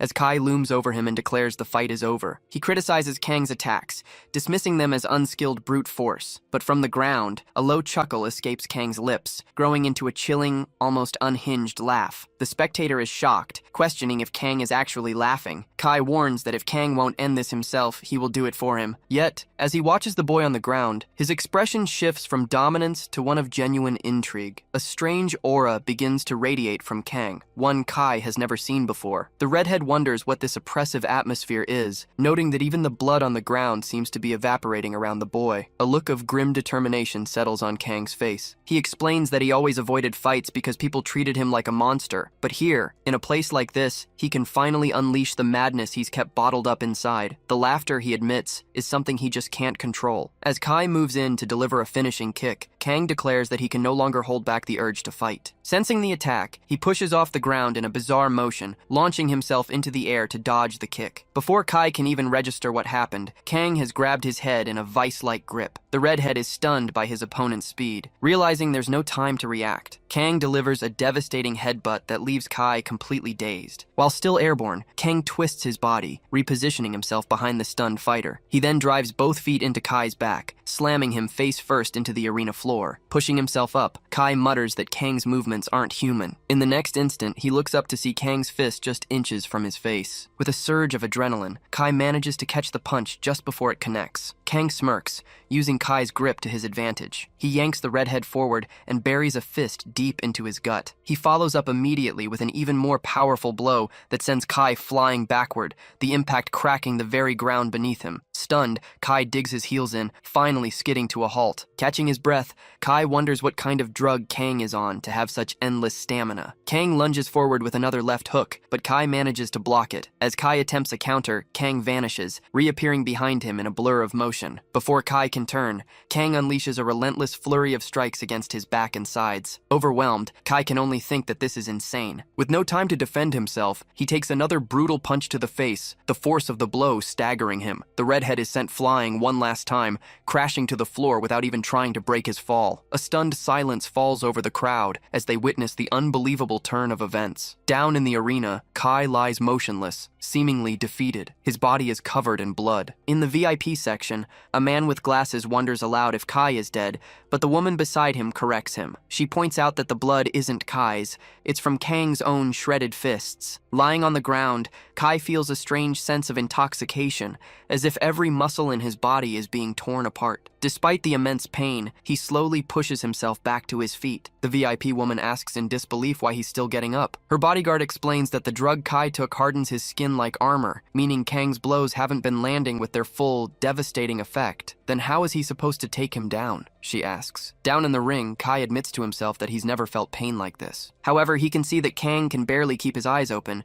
The boy has to be at his limit as well. Vowing to end it by breaking Kang's legs, Kai lunges forward, only to be surprised that his opponent can still react to his speed. Kang throws a desperate punch, but Kai deflects it with his forearm. The blow glances off harmlessly, and for a moment, Kang looks worried. Seeing his chance in that brief opening, Kai declares, "I'll finish this now." As they both lunge forward to strike, Kai feels a strange weakness in his attack. His fists are numb. He suddenly understands Kang's strategy. The boy had been taking hits in a way that specifically prevented Kai's skin from hardening. A tremor runs through Kai's body, and he can't understand why. With his strength fading, he knows there's no point in dragging the fight out. Spotting a momentary opening, Kai decides to put all his years of training into one final decisive low kick. The kick connects squarely with Kang's leg before he can react. The impact dazes him, nearly knocking him unconscious. Believing this is the end for Kang's legs, Kai moves in to deliver another crippling blow. But to Kai's astonishment, Kang retaliates with a kick of his own, meeting the attack with his shin. The force of the impact is immense, and a deep gash tears open on Kang's leg. From the stands, a spectator remarks on the sickening crack, certain that Kang's leg must be broken. Kang wobbles into a strange stance, his eyes fixed on the horrific state of his own leg. The muscles are completely torn, rendering it useless. Seeing his opponent immobilized, Kai prepares to end it all with a powerful kick to Kang's torso,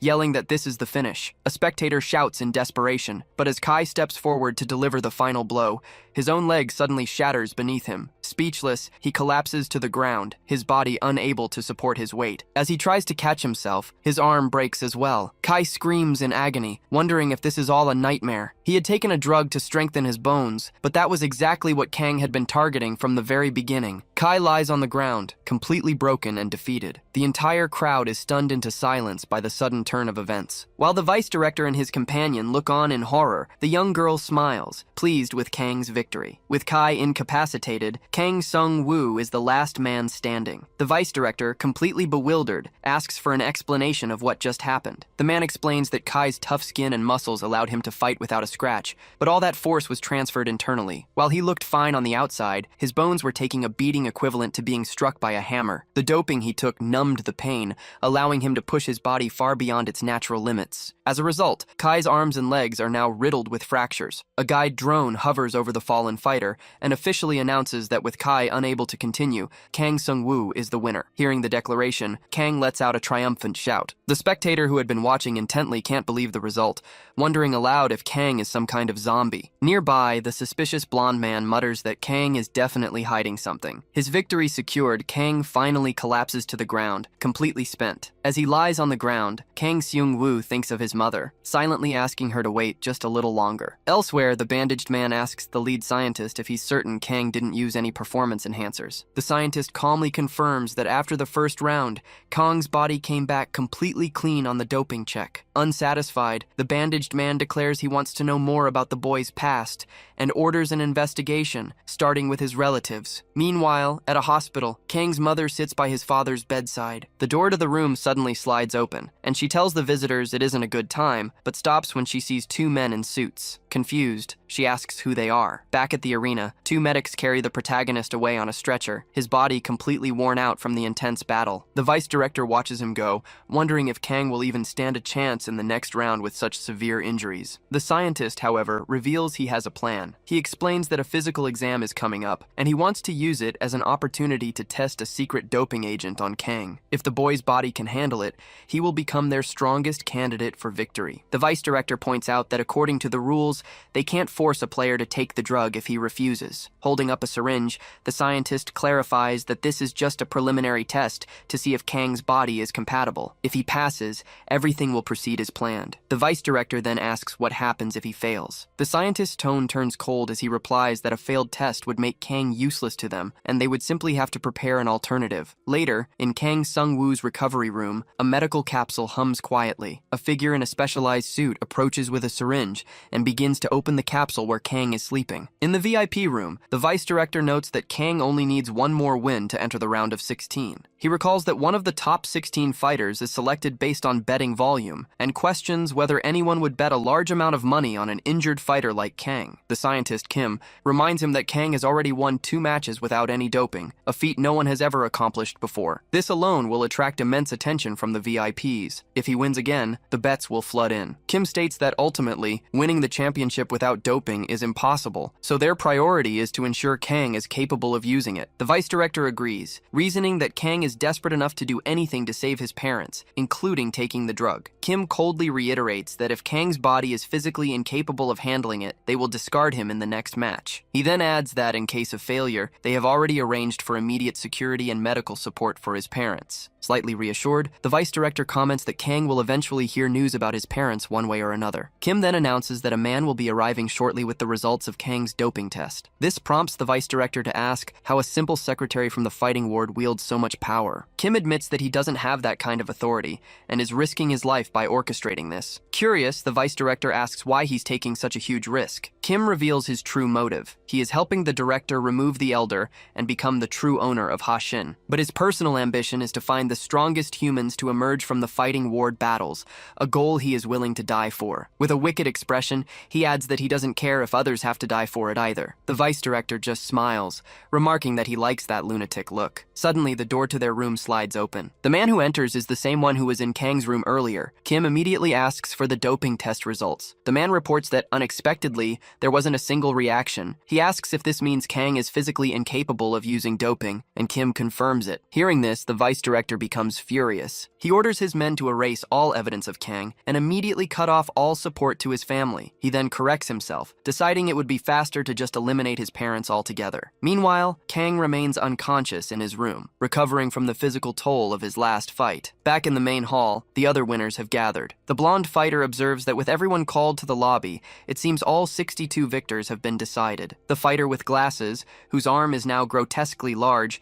notes that Kang must not have recovered yet since he hasn't returned. The female fighter, Amanda, replies that this might be a good thing, as the next round won't begin until everyone is present. As she stretches with incredible flexibility, she adds that this is a great opportunity to rest. The blonde fighter stares, shocked by how limber she is. Amanda remarks that Kang seemed exhausted from the very start of the tournament. The blonde agrees, pointing out that for fighters like them, competing here means dealing with serious injuries. He then notes that in contrast, both Amanda and the man with the glasses made it to the top 62 without a single scratch. He specifically mentions the arm of Park Woo-shin, revealing the name of the man with the glasses. A brief flashback shows his fight, where his monstrous right arm took his opponent completely by surprise. Park admits that even he didn't know his arm could transform like that. Park then turns the attention to Amanda, saying she defeated her opponent with ease, without even using her arms. He remarks that the fight was over so fast it barely seemed real. The blonde fighter, Min, chimes in, admitting he still has no idea how she managed to win. He asks Amanda if she can explain her technique. She coolly asks if he really wants her to reveal her secrets,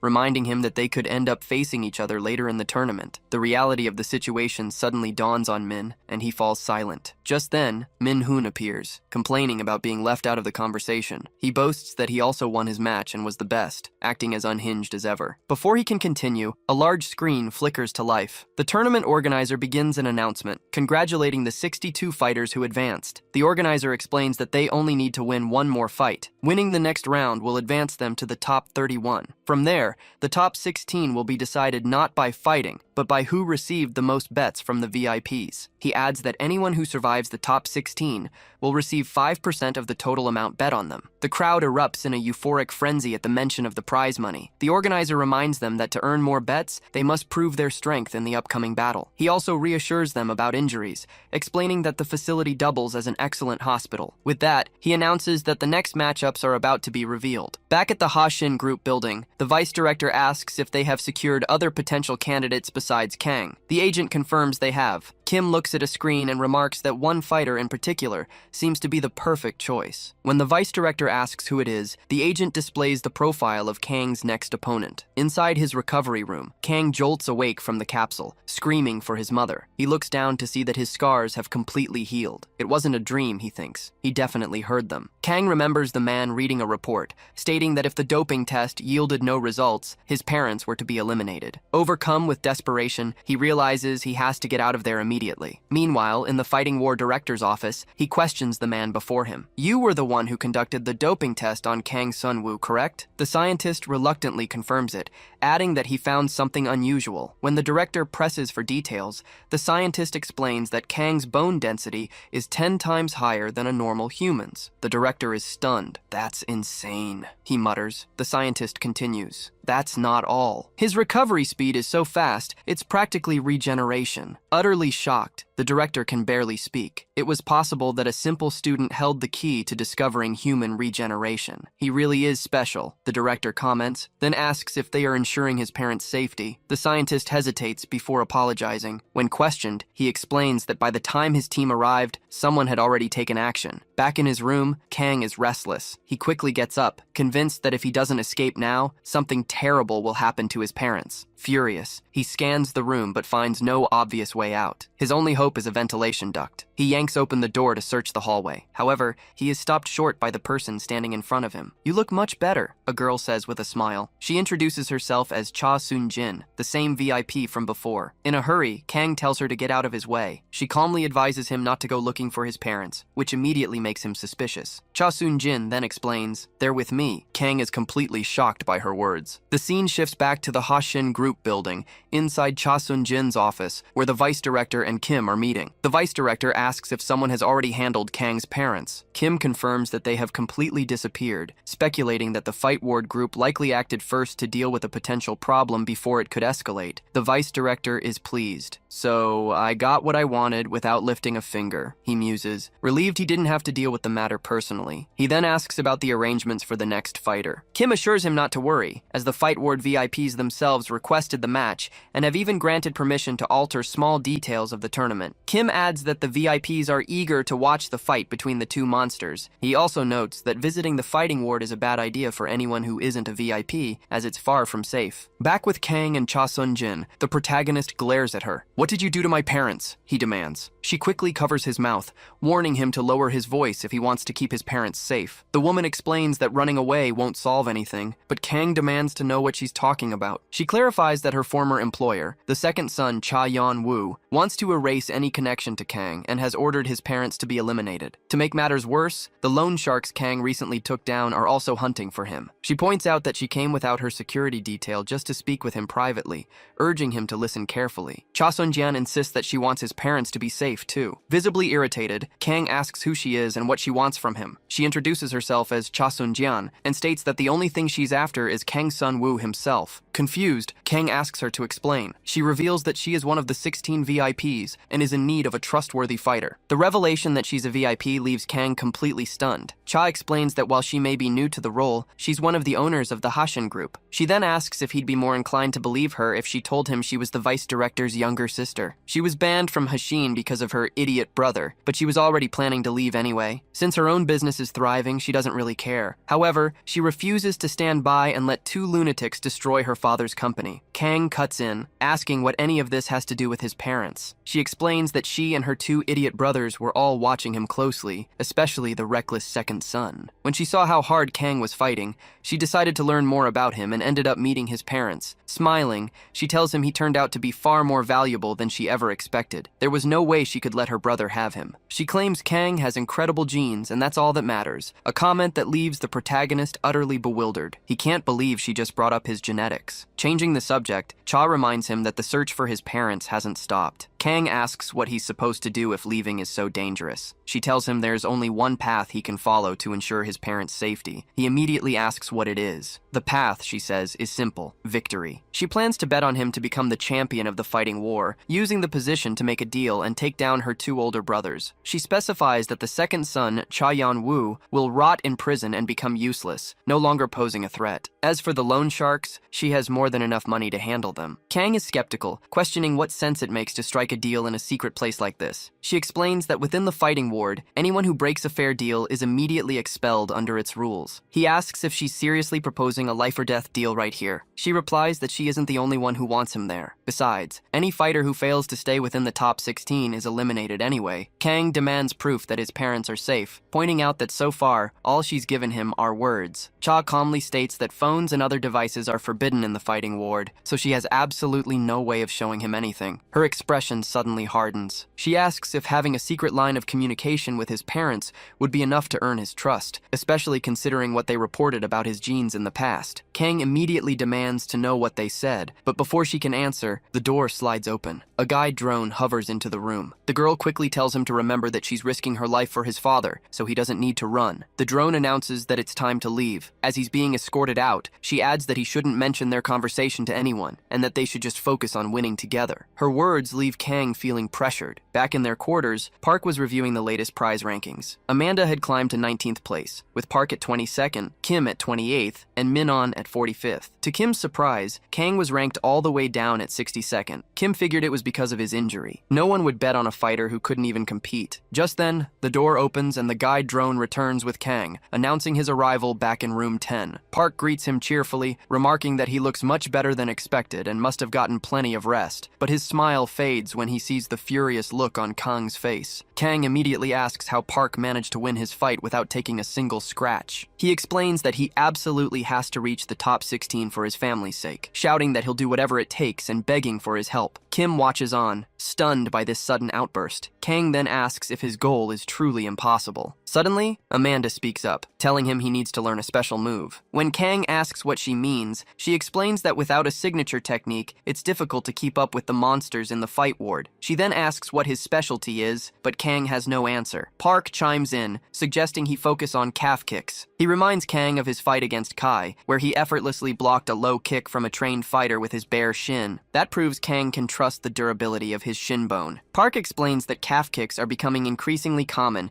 and are highly effective for taking down opponents. He tells Kang to try one on the wall just to get a feel for it. Kang turns and unleashes a kick against the wall, creating a massive bang that echoes through the room. Park is left speechless by the sheer power and sound of the impact, muttering that Kang is a complete lunatic. Just then, a series of powerful thuds echoes from somewhere nearby. The source is Ichikario, Kang's next opponent, who is busy training by shadowboxing. Park explains that if Kang can knock out his opponent with a kick, his chances of winning subsequent fights by forfeit will increase, allowing him to advance to the next round without injury. Suddenly, Minon appears right behind Kang, stating that none of that matters. Startled, Kang turns around as Minon looks at Park and asks if he knows about Kang's secret finishing move. Park and Kang are stunned. This is news to them as well. Tapping Kang on the forehead, Menon reveals the finisher as a headbutt. He explains that during a previous fight, Kang repeatedly blocked and countered headbutts from an experienced Letwai fighter, walking away from the exchange completely unharmed. With a wild look in his eyes, Menon declares that Kang must have the most resistant skull he's ever seen. Park immediately objects, pointing out the immense damage a headbutt inflicts on the user. He argues that if Kang tries to headbutt the monsters in the fight ward, he'll die from brain damage before he can fight again. Menon finds this a strange concern. He reminds them that everyone who enters this place is already risking their life at every moment. The group is taken aback, but Menon's logic is chillingly simple. Anyone who hesitates or holds back against the top rankers is guaranteed to be crushed and killed. Realizing the madman is right, Park falls silent. Menon then asks if he shouldn't be more worried about something else. The redhead clarifies that he's talking about Park's next opponent, Han Min-soo, the powerful blonde fighter from the start of the tournament who holds the 9th rank. Meanwhile, in a restricted zone of the fight ward, the director looks on with some disappointment. He comments that Han's physical response to the doping regimen is concerning, but that bringing him here was still the right choice. He's speaking to a scientist in the room, referring to the man's son. The doctor, looking somber, thanks the bandaged director and bows, grateful for his generosity. He thinks to himself that it was the right thing to do because there was no other way. A flashback begins. The doctor remembers coming home to find his son, Han Min-soo, completely emaciated and without a shred of muscle. He was a regular physician with no way to help his son, who was too weak to even stand. Just as he was losing all hope, he received a mysterious message from a place called the Crematory Hospital. When he arrived, he found an insane facility that seemed unreal. He saw men floating in water-filled tanks kept alive by breathing tubes. There was a list of renowned doctors and factories involved, but their reasons didn't matter. The moment the doctor saw the results of the doping tests being conducted there, he broke down in tears, realizing that this insane research might be his son's only chance. Just then, the director appeared and asked what he was doing. The director invited him to participate in the research, using his own son. For a moment, the doctor was shocked by the possibility, but with no other options, he made the agonizing choice to offer Han as a test subject. He immediately began running home to get him. He arrived to find Han trembling on a chair, a rope tied to the ceiling, ready to end his miserable life. The doctor stopped him just in time. In a heartbreaking scene, both father and son wept as Han begged to be put out of his misery. With nothing left to lose, the doctor chose to collaborate with Fight Ward. He constantly questions if it was the right decision, but he felt there was no other way. As a result of that choice, his son became an extremely powerful monster. Back in the present, the guide drone announces that Han can now enter the arena. The door opens and he steps inside to face Park, who is already waiting in the center. Park declares that the time has finally come, revealing his fighting style as Krav Maga. In response, Han takes a stance from a different martial art, Kali Arnis. The guide drone announces that the fight between Park and Han may now begin. With blinding speed, Han charges at Park, who has no time to react. Han thrusts his hand forward, piercing the older man's shoulder with a sharp finger strike. Park immediately grows concerned about the state of his right arm. Watching from the sidelines, Kang and the rest of Han's team are stunned by the attack's velocity. Min remarks that Park probably wasn't expecting piercing techniques in a match like this. Han tries to retract his hand, but finds he can't. Park is using his shoulder muscles to clamp down on his fingers, trapping him. With a grim look, Park gets Han's attention. "Don't you think you're a little too close?" he asks. Park then raises his open hand and swings it with overwhelming force, aiming a slap at Han's face. The blow only grazes him, but Han still has to dodge narrowly as the strike slams into the ground, shattering the arena floor. The sheer impact sends Han flying backward. As he regains his footing, Han wonders just who this old man is. Park speaks up, acknowledging Han's skill. "Piercing techniques in a fight like this? Unbelievable," he says. "I'll respond accordingly, with my own specialty." He holds up his hand, showing he can use the same finger-piercing strikes. In the observation room, the vice director is impressed. He asks Kim who Park is, to be able to fight a rank 9 so effortlessly. Kim explains that Park is a former bodyguard who specializes in Krav Maga. When the vice director asks about the martial art, Kim elaborates. He explains it was developed in the mid-20th century by a soldier to defend Jewish civilians from violent attacks. It was created by combining techniques from various martial arts, and is known for its brutal efficiency in close-quarters combat. The vice director scoffs, questioning how a self-defense art could be so offensive. Kim clarifies that Krav Maga is an exception. Its method of self-defense is to kill the opponent by any means necessary. Back in the arena, the two fighters stare each other down, waiting for an opening. Park makes the first move, lunging forward and aiming a finger strike at Han's eyes. "Too slow," Han scoffs, easily dodging to the right. He immediately pivots to counterattack from Park's blind spot on the left. Park senses the danger but can't react in time. Han's strike connects with the left side of his head, shattering his glasses. By pure reflex, Park swings wildly, forcing Han to step back and create distance. "I'll catch you this time," Park shouts, charging forward again. Han thinks to himself that Park's body is disproportionately built for this kind of chase. It's useless. As if to prove him wrong, Park suddenly drops low and grabs the ground. "It's time," he declares, planting himself firmly. He then uses his arms to propel his entire body forward like a missile. Moving at an insane speed, Park slams into Han, who has no time to react and is sent crashing into the arena wall. With that, Han unleashes a furious barrage of blows from all directions. Park struggles, admitting to himself that he can't keep up with the kid's speed. Han finishes his sequence with a final precise series of scattered hits. From the sidelines, Kang, Min, and Amanda can only watch in worried shock as Park takes the punishment. Watching from the sidelines, Min mutters that this must be the strength of a rank 9, seeing no way for Park to win. Despite having 2 massive holes in his chest, Park remains on his feet, still in a fighting stance. Han acknowledges his opponent's impressive endurance. Han also notices that Park has abandoned his piercing techniques, judging by the way he holds his fists. But just then, Park's guard wavers for a split second. Seizing the opportunity, Han prepares to strike again, confident that even a grapple wouldn't save the older man now. He lunges forward, yelling for Park to die as he goes in for the final blow. The attack lands squarely, and Park is powerless to stop it. Immediately after the impact, however, Park presses his own fist against his stomach. Min exclaims that Park just hit himself in the solar plexus. Amanda quickly corrects him, explaining that Park wasn't aiming at himself but at the point of impact on his solar plexus. Back in the fight, the truth is revealed. Han's fingers were shattered by the blow. The realization sends a jolt of anger and worry through Han, who curses Park for being a crazy old man. Before he can react, Park surprises him with a powerful punch of his own. Han has no time to dodge. The fist connects squarely with Han's stomach, sending him flying across the room. The force of the blow is so immense that he crashes into the far wall, shattering it on impact. Han coughs up a spray of blood, severely weakened. Park knows that Han won't go down that easily. He needs to land another hit just like that one.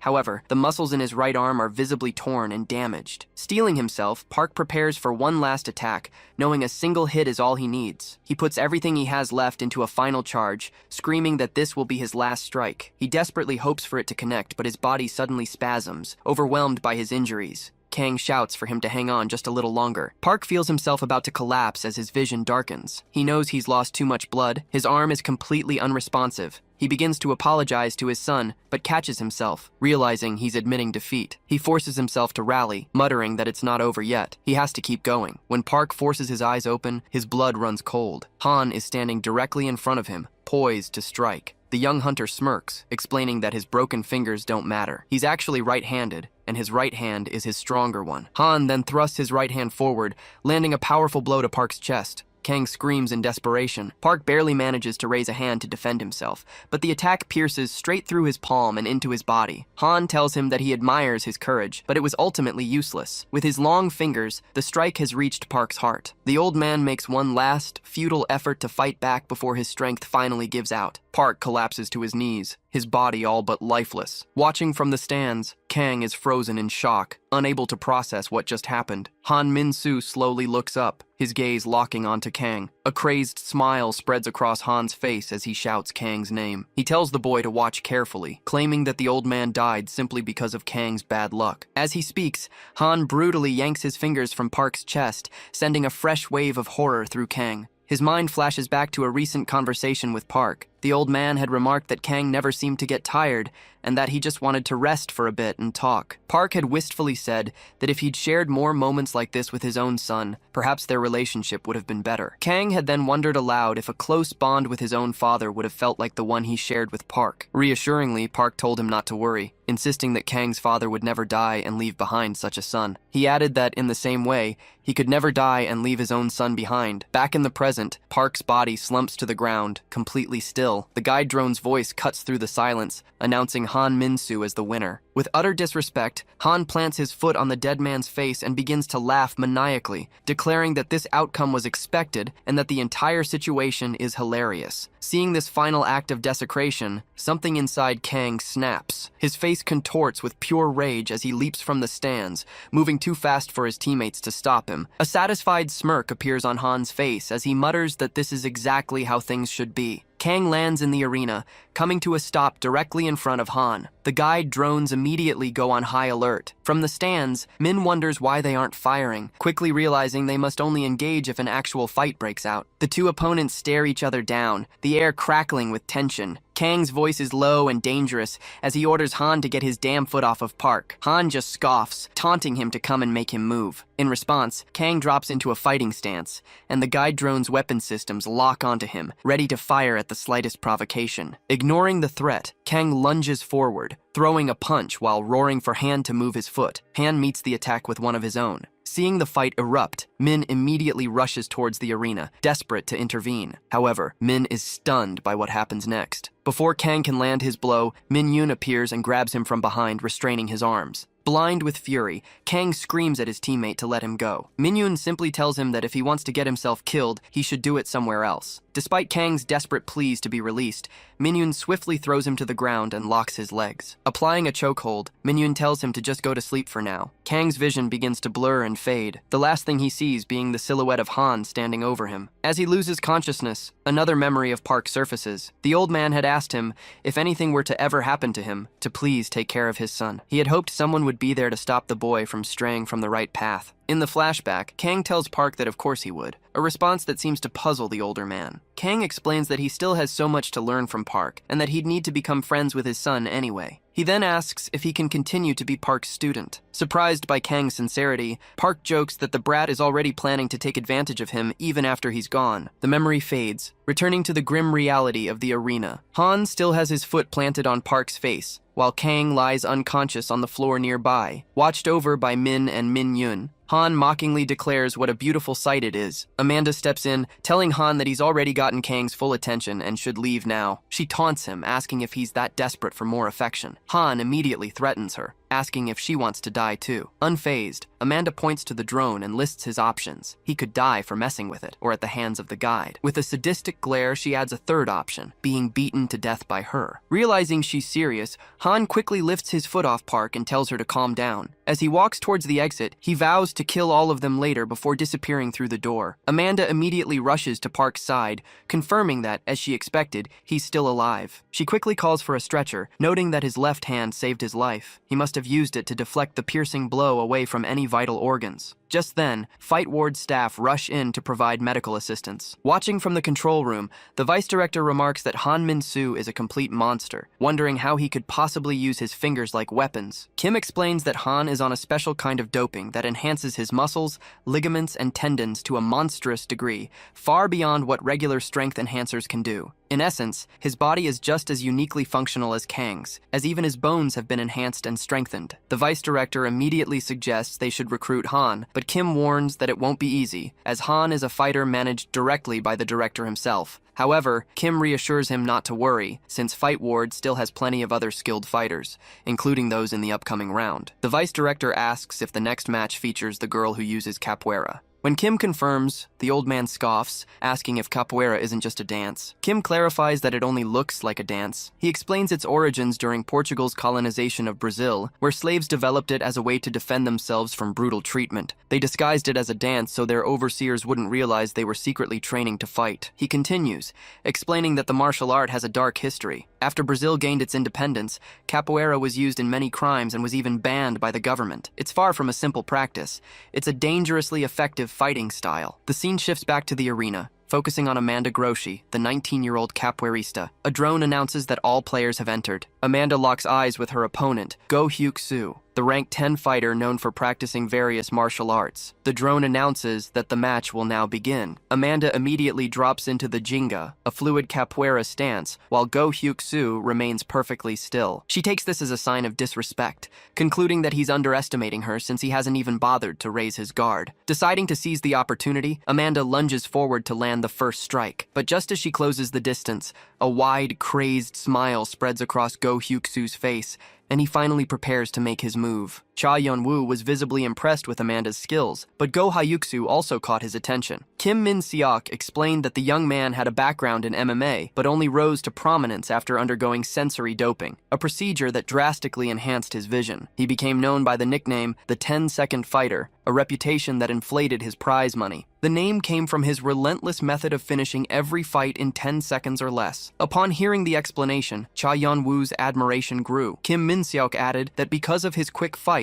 Go Hyuk-soo rarely got injured, which made betting on him extremely profitable and cumulative. Therefore, if he won the next match in the same fashion, besides securing a considerable sum, he would break into the top 5 of the fighter rankings. On top of all that, Go Hyuk-soo had a reputation to uphold. Next, the match between Go and Amanda began. Amanda noticed her opponent wasn't attacking and decided to end the fight quickly, unleashing her best strike. However, that was exactly what Go Hyuk-soo had been waiting for. He noted that his adversary attacked recklessly, and thanks to his enhanced vision, was able to identify her weak points. With that, Go Hyuk-soo grabbed Amanda's leg, believing that would be the end of the match. To his complete surprise, he was caught by a reversal and ended up face down on the ground. The fight did indeed end in 10 seconds, but this time, Go Hyuk-soo was the loser. Amanda was announced as the winner. She then declared that certain techniques can't be tracked by sensory means alone. From the VIP box, A shocked Cha Yan-woo asked what had just happened. Kim Min-seok explained that Go's mistake was underestimating his opponent, and Amanda used that arrogance to her advantage to win. Cha Yan-woo questioned if the natural reaction wouldn't be to dodge and then counterattack. Kim confirmed that was likely Go's line of thinking. He detailed that, normally, a kick with knockout power builds up energy on the side opposite the point of impact. If the first strike misses, there's no time to build up that energy again, which makes it difficult to launch an attack faster than the opponent's counter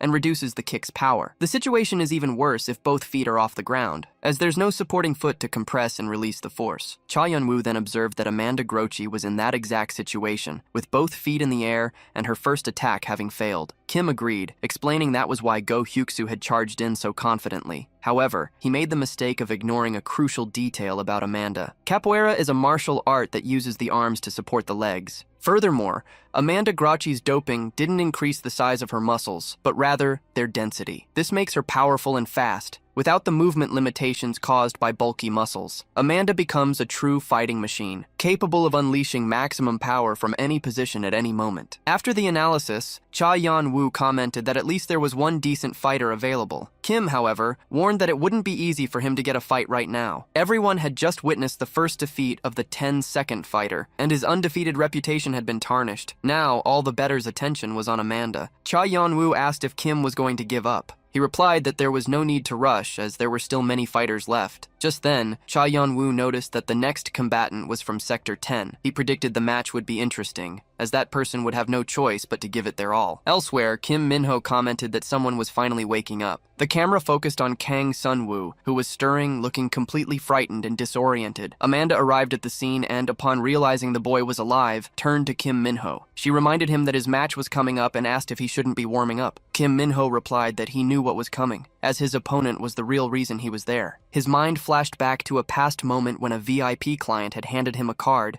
saying that one day he would see his brother's tormentor eliminated in a match. Minho had asked how he would identify him, since the man didn't know the guy's name. The VIP simply informed him that his target was a former professional boxer, and that he would share more details in the future. Back in the present, Kim revealed that he now knew the target's name, Choi Won-woo, ranked 16th in boxing. In the VIP room, Cha Yan-woo expressed his interest in learning more about the top 5 fighters. Kim Min-seok began his explanation, introducing the 5th-ranked fighter, Rep, a system fighter and former Russian bodyguard. In his career, he had saved countless lives by eliminating threats targeting his clients, and he was also responsible for thwarting assassination attempts and planned accidents. It was during this time that Michael Lee, the CEO of the military supplier Pion, offered Rep a new identity and hired him as his personal bodyguard, entering him into the competitions shortly thereafter. In 4th place was Go Kyung-ho, a taekwondo practitioner associated with Han Sang-soo, the CEO of the RN Construction Company. Although he grew up admiring his father, a master at a taekwondo academy, Go Kyung-ho eventually strayed into the world of practical combat for unknown reasons. When Cha Yan-woo asked about taekwondo being a competitive martial art, Kim recalled an old documentary. In the film, various martial arts were compared. The capoeira kick was shown to be one of the most powerful, with a force equivalent to 800 kilograms. However, when a taekwondo practitioner was tested, his kick surpassed that mark, reaching an average of 1,000 kilograms of force. Kim pointed out that martial artist didn't use doping, unlike Go Kyung-ho,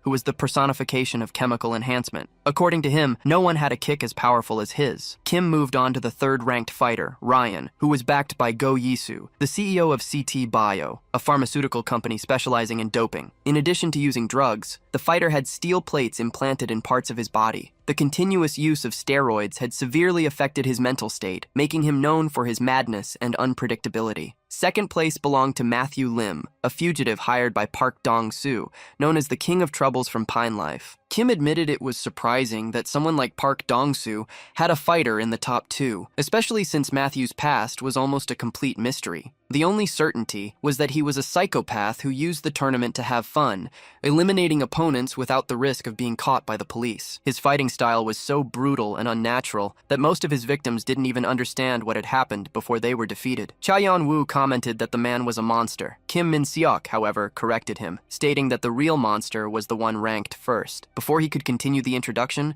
the fighter himself appeared in the room, apologizing for not being able to control his strength. The man was Cam, a genuine mercenary. The sudden appearance startled Cha Yan-woo, Immediately, cameras surrounded the area, and another man approached, calling Kam an idiot. It was Cha Ik-hyun, the chairman of the Hoshin group. He addressed Cha Yeon-woo, questioning if he really believed he could defeat him by following him here. Cha Ik-hyun advised him to get used to the idea of leaving his own company, calling him a fool for betting everything on a high school kid. He stressed that a certified bet could not be broken, and that he couldn't wait to see the young fighter be defeated in front of everyone. After his rival left, Cha Yeon-woo was visibly furious, but he decided not to focus on it, keeping faith in his victory. Kim, however, brought him back to reality, explaining that while the chances of one of the top 5 winning were high, they weren't guaranteed. The effects of doping were unpredictable, and after the second round of use in the round of 16, some fighters could become unexpected contenders. Kim revealed that he was looking for exactly that type of competitor, and that at the moment, he had 5 names in mind. The first was Ichika Ryo, who would be facing Kang Seon-woo. Besides him, there were Amanda Grochi and the judo master Ju Woo Kang. The other 2 were rising stars in boxing, Kim Min-ho and Choi Won-woo, who were about to fight each other. The scene then shifted to the ring. Min-ho faced his opponent and asked directly if he knew the name Kim Min-sung. In response, Choi Won-woo claimed not to remember such a person. The denial awakened a visible fury in the young fighter. Consumed by fury, Kim Min-ho reflects that he gave up everything for this very moment. Facing his opponent, he lunges into the attack without any hesitation. He lands a clean first punch, followed by a devastating blow to the stomach that makes Choi Won-woo double over in agony. Without giving him time to recover, Min-ho presses the attack, and another blow sends his opponent flying across the ring. This was the only reason he was there. However, Choi Won-woo stops him, saying that's enough. He reveals that he let himself be hit on purpose, as he needed the blows to activate the effects of the substances he had taken. Now, ready to fight for real, he challenges Min-ho, curious to see if the young man can keep up with his new pace, or if he will be crushed by the advantage he now possesses. Kim Min-ho charges forward again, but this time he is brutally intercepted. Despite the blow, he uses his own agility to escape the flurry of attacks, a speed that surprises Choi Won-woo. In his mind, Min-ho believes he can match his rival's speed. Won-woo, however, disagrees with an arrogant smile, claiming to be far superior. To prove his point, he delivers another blow, unleashing tremendous force with his punches. The impact is so violent it hurls Kim Min-ho away. Choi Won-woo then openly taunts him, laughing at his state. He asks if Min-ho really believed he could beat him being so weak, and declares that someone like him doesn't even deserve the title of fighter. Amidst the humiliation, the words of his former coach echo in Kim Min-ho's mind. He remembers a crucial lesson. At the very moment a fight seems lost, there is always a chance for one last breath, one last push. Inspired by this memory, Min-ho moves and dodges Won-woo's next blow, positioning himself for a counterattack. His opponent's resilience irritates Choi Won-woo, who realizes he will need to be even faster to end the fight. However, it is Kim Min-ho who demonstrates superior speed. Driven by an overwhelming rage, his only thought is to defeat the man before him. To Choi Won-woo's despair, he is unable to dodge in time and is hit squarely by a devastating blow. The turnaround in the fight leaves even the VIP spectators impressed. Completely overcome by fury, Kim Min-ho declares that this isn't about victory or defeat, but about revenge. He then asks one last time if it was Choi Won-woo who eliminated his brother. In response, his opponent claims he didn't even know Kim Min-sung was dead. The unexpected declaration leaves Kim Min-ho utterly confused. Confused and irritated,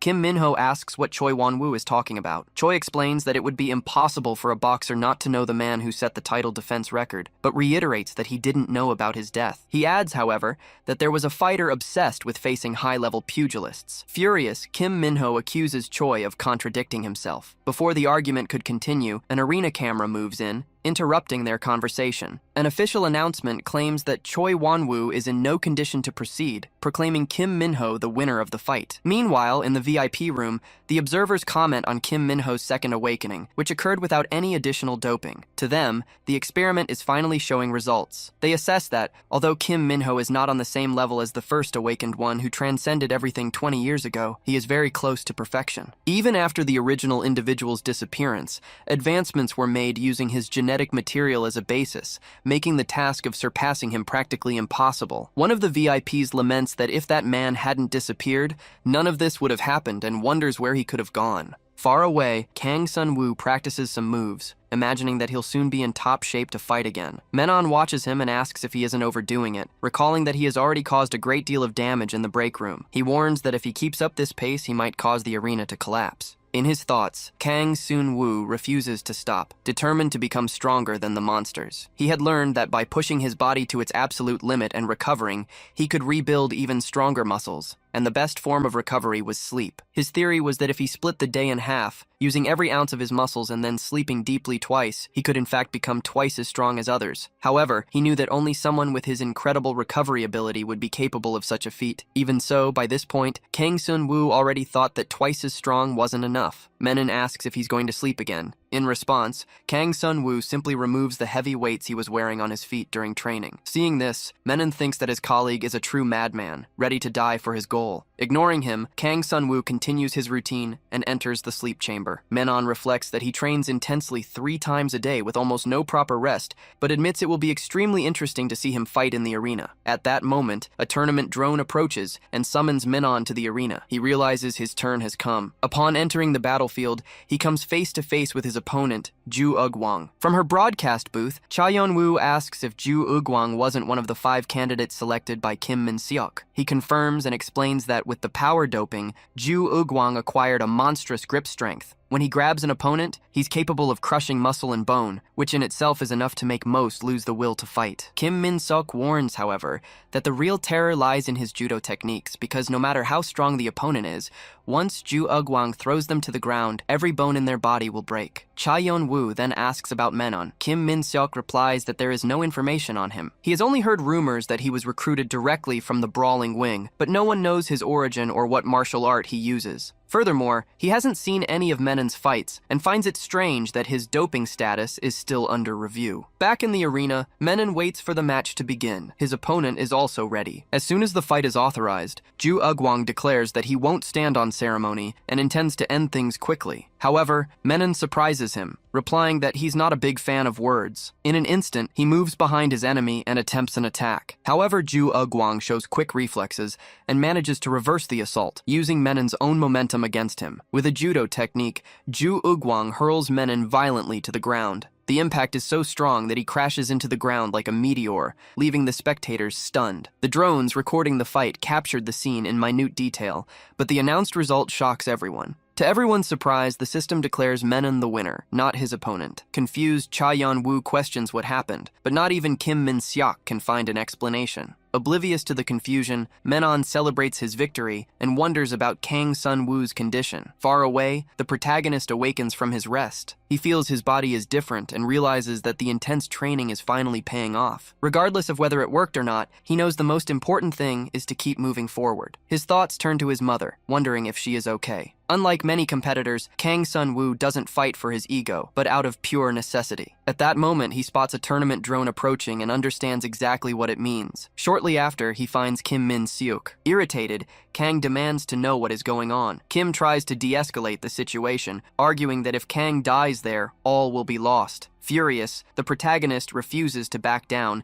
and demands answers, starting by asking about his parents' whereabouts. Kim Min-seok states succinctly that he is taking care of them, but Kang isn't convinced and insists on speaking with his family. Kim then reveals that they received a VIP request, but that he falsified the report on the disappearance of Kang's family to keep them safe. He confesses that he is betting everything on Kang, regardless of the doping, and guarantees that director Cha Yeon-woo will have no choice but to follow his plan. Kim Min-seok then asks him if he really believes that one of his agents was responsible for the incident. He asks who told him the story about his parents in the recovery room, pointing out that Cha Seung-yeon suddenly appeared at the exact moment Kang woke up with that information on his mind. Kim claims it was no mere coincidence, describing her as a woman who doesn't know the truth, to the point that the president himself kicked her out to protect his 2 sons. The protagonist is reluctant to believe it, stating that the woman he spoke with had concrete information about his parents. To prove his point, Kim Min-seok reveals irrefutable proof, a note that Kang's mother wrote on her own arm, meant for her son. In that same instant, Kang Sun-woo recognizes his mother's handwriting, but he still hesitates to trust him. Kim asks for just one chance to explain himself. He details that the VIP wanted to draw attention, so they created great anticipation for Kang's next opponent. Therefore, if Kang manages to win the next round, the VIP will no longer be able to ignore him, which will result in his parents' release. The protagonist then asks who his opponent is. In response, the next opponent, named Ichika Ryu, is summoned to enter the arena. Reflecting on what he'd heard, the protagonist questions the truth of Kim Min-seok's words. However, he quickly pushes those thoughts aside, as there's no time for distractions. A formidable opponent awaits him in the arena. Meanwhile, in the VIP booth, Cha Yeon-woo watches the fight. Beside him, another important figure also watches, waiting to be surprised. In the arena, the protagonist analyzes his opponent's stance and identifies an apparent vulnerability in his calf. Based on this, Kang attempts a quick kick, but to his surprise, the attack is effortlessly defended. In turn, Ichika Ryu not only blocks the blow, but also takes Kang down, slamming him into the arena floor. He then moves in to strike his fallen adversary, but the protagonist manages to dodge in time. Witnessing the scene, Cha Yeon-woo is impressed and praises Ichika Ryu's technique. Kim Min-seok explains that Ichika is a versatile fighter, not limited to stand-up combat, as he has also mastered ground fighting. Furthermore, he was trained to handle unconventional situations, facing opponents who didn't follow the rules, which made his body extremely resistant to any type of attack. Back in the fight, both combatants are on their feet again, which surprises Ichika Ryu. He hadn't expected Kang to get up after being thrown down with such force. However, the protagonist not only gets back up, but also goes on the attack, landing a precise punch on his opponent's forehead. He tries another strike, but Ichika Ryu dodges and responds with an immediate counterattack that knocks the protagonist back. However, Ichika Ryu notices something strange. He sees that Kang, even after being hit, displays an enigmatic smile. Interpreting the gesture as a sign of contempt, Ichika Ryu charges forward again, but in doing so, he gives Kang the opening he was waiting for. Ichika Ryu manages to grab Kang to immobilize him, but the protagonist surprises him with a savage bite to the leg. Enraged, Ichika Ryu reacts with a knee strike, followed by an elbow, and finishes by kicking Kang away. However, he realizes his kick has lost its power. The pain from the bite had weakened his leg. Ichika wonders if he's fighting some kind of animal. From the booth, Cha Yeon-woo asks what's happening. Kim Min-seok clarifies that Kang doesn't abide by any rules of combat, something his opponent has also just realized. Then, Ichika sees Kang move to grab his other leg and considers the action foolish. However, the protagonist surprises him with an agile capoeira kick, striking his opponent squarely. The technique brought to mind a conversation he'd had with Amanda. He had asked her to hit him with a capoeira kick. At first, Amanda had asked if he was mocking her martial art, but she ended up delivering the kick. Afterward, she'd wanted to know what Kang hoped to achieve by testing her skill like that. Back in the present, Kang was demonstrating the result of that experiment, proving he had copied Amanda's move just from being hit by it a single time. Ichika Ryu reacted by grabbing Kang's leg, intending to slam him to the ground. However, the attempt was thwarted by an immediate counterattack. Kang's kick sent Ichika flying, but his opponent didn't seem fazed. Inwardly, Kang felt his body moving exactly as he wished, confident that a single blow to the calf would be enough to end the fight. Ichika, for his part, recognized his mistake in underestimating his rival. He decided that, from that moment on, he would treat Kang not as a human, but as a wild animal, and he would be the hunter. Kang noticed the change in his opponent's demeanor and concluded he would need to be more assertive. Despite this, he couldn't dodge Ichika's next attack. Seizing the opening, Ichika unleashed a flurry of blows, convinced it would be the end of the fight for Kang. In the VIP booth, Cha Yeon-woo already considered the fight over. The woman in the other booth, however, disagreed, and she was right. Unexpectedly, Kang managed to counterattack, blocking Ichika's advance and hitting him with a powerful headbutt. The pain of the impact was immediate and left Ichika Ryu dazed, unable to follow his adversary's next move. In his mind, the conclusion was clear. He was facing a beast, because an ordinary man would no longer be standing. Even so, Ichika believed he could still win. He lunged forward again to grab Kang's leg, but only managed to tear a piece from the protagonist's pants as he deftly dodged aside. The move left Kang in a prime position to attack. With a precise kick, Kang broke the bone in Ichika Ryu's leg, destroying his stance. Desperate not to fall, Ichika clung to Kang and managed to land a powerful punch to his face. However, Kang's footing remained firm. Instead of retreating, he answered with another kick, breaking his opponent's other leg. No longer able to support himself, Ichika Ryu collapsed to the ground. Only then did Kang feel the delayed pain from the blow he had taken and, his body exhausted, he fell too. Shortly after the fight, a tournament drone approaches and announces that Ichika Ryu is unable to continue. As Kang remained conscious, he is declared the victor. The news leaves Cha Yeon-woo outraged, and she furiously questions how that could be possible. Kim, however, clarifies that contrary to appearances, Kang hadn't passed out, but was simply sleeping. In the VIP room, one of the sponsors laments Ichika Ryu's defeat, which cost him a considerable amount of money. He reflects that, with the 31 finalists decided, the top 16 would be chosen based on their prize money rankings. Kang, having been the last to qualify, still had a chance to enter this select group. Aware that Kang's VIP selection could be nullified, The man begins to consider the possibility of finding another fighter to sponsor. Meanwhile, Cha Yeon-woo asks her assistant for the net amount she can withdraw immediately. She states that if the problem is financial, she can simply increase the bet with more money. Her assistant warns her that she would be risking a fortune, but she doesn't seem to care about the risk. A new drone announcement informs them that the round of 16 is about to begin, summoning all participants to the arena. As the victorious fighters gather, Kim Min-ho notices Kang still asleep on the ground and thinks that someone should wake him up. On the main screen, the tournament host congratulates the winners and thanks the 16 VIPs for their attendance. He explains that the ranking for the round of 16 will be determined by the order of accumulated prize money. He then instructs the VIPs to place their final bets on the players with the highest potential return, giving them 30 seconds to do so. Cha Yeon-woo turns to her assistant and asks what the prize money difference is between Kang Se-yeon-woo and the competitor in 16th place. He informs her that the gap is 2 billion won and that this difference would likely increase in the final 10 seconds of betting. Without hesitation, she orders him to bet all the money he can withdraw on Kang Se-yeon-woo. The assistant alerts her that the amount comes to 4 billion won and that if Kang isn't selected, the loss will be devastating. He suggests that the best move would be to give up on Kang and bet on another fighter, but Cha Yeon-woo disagrees and reiterates the order. The man doesn't understand why she's willing to go so far, but his superior simply demands that he carry out the order and quickly. The assistant argues that he has already spent a significant amount trying to block the other VIP's bets and insists that this new strategy is a mistake. Cha Yeon-woo then asks for the current prize money rankings,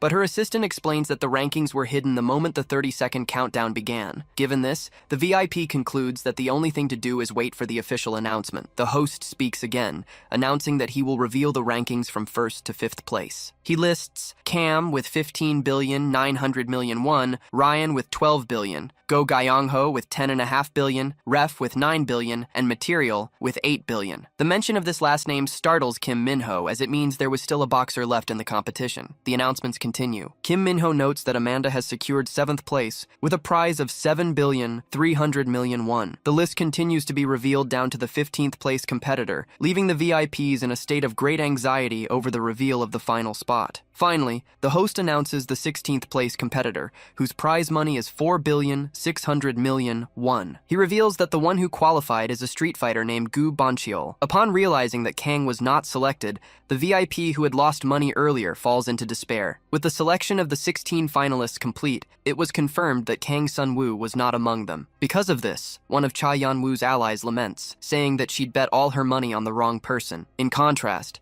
Cha Yeon-woo celebrates the situation, expressing her wish to see Cha Sung-yeon's expression at that moment. However, Kim Min-seok warns her, stating that the competition wasn't over yet. Shortly after, the host surprises everyone by announcing that there will be an additional round to select more participants.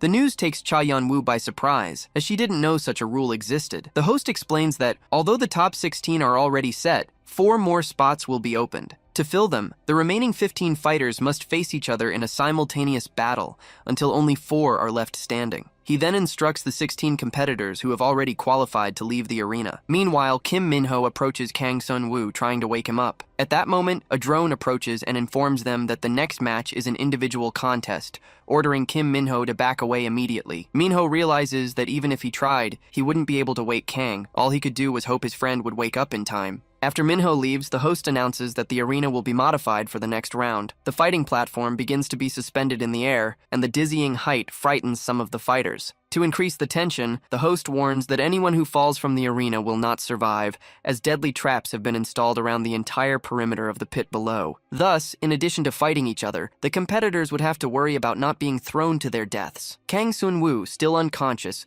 remains dangerously positioned near the edge of the arena, while the other fighters prepare for the start of the clash.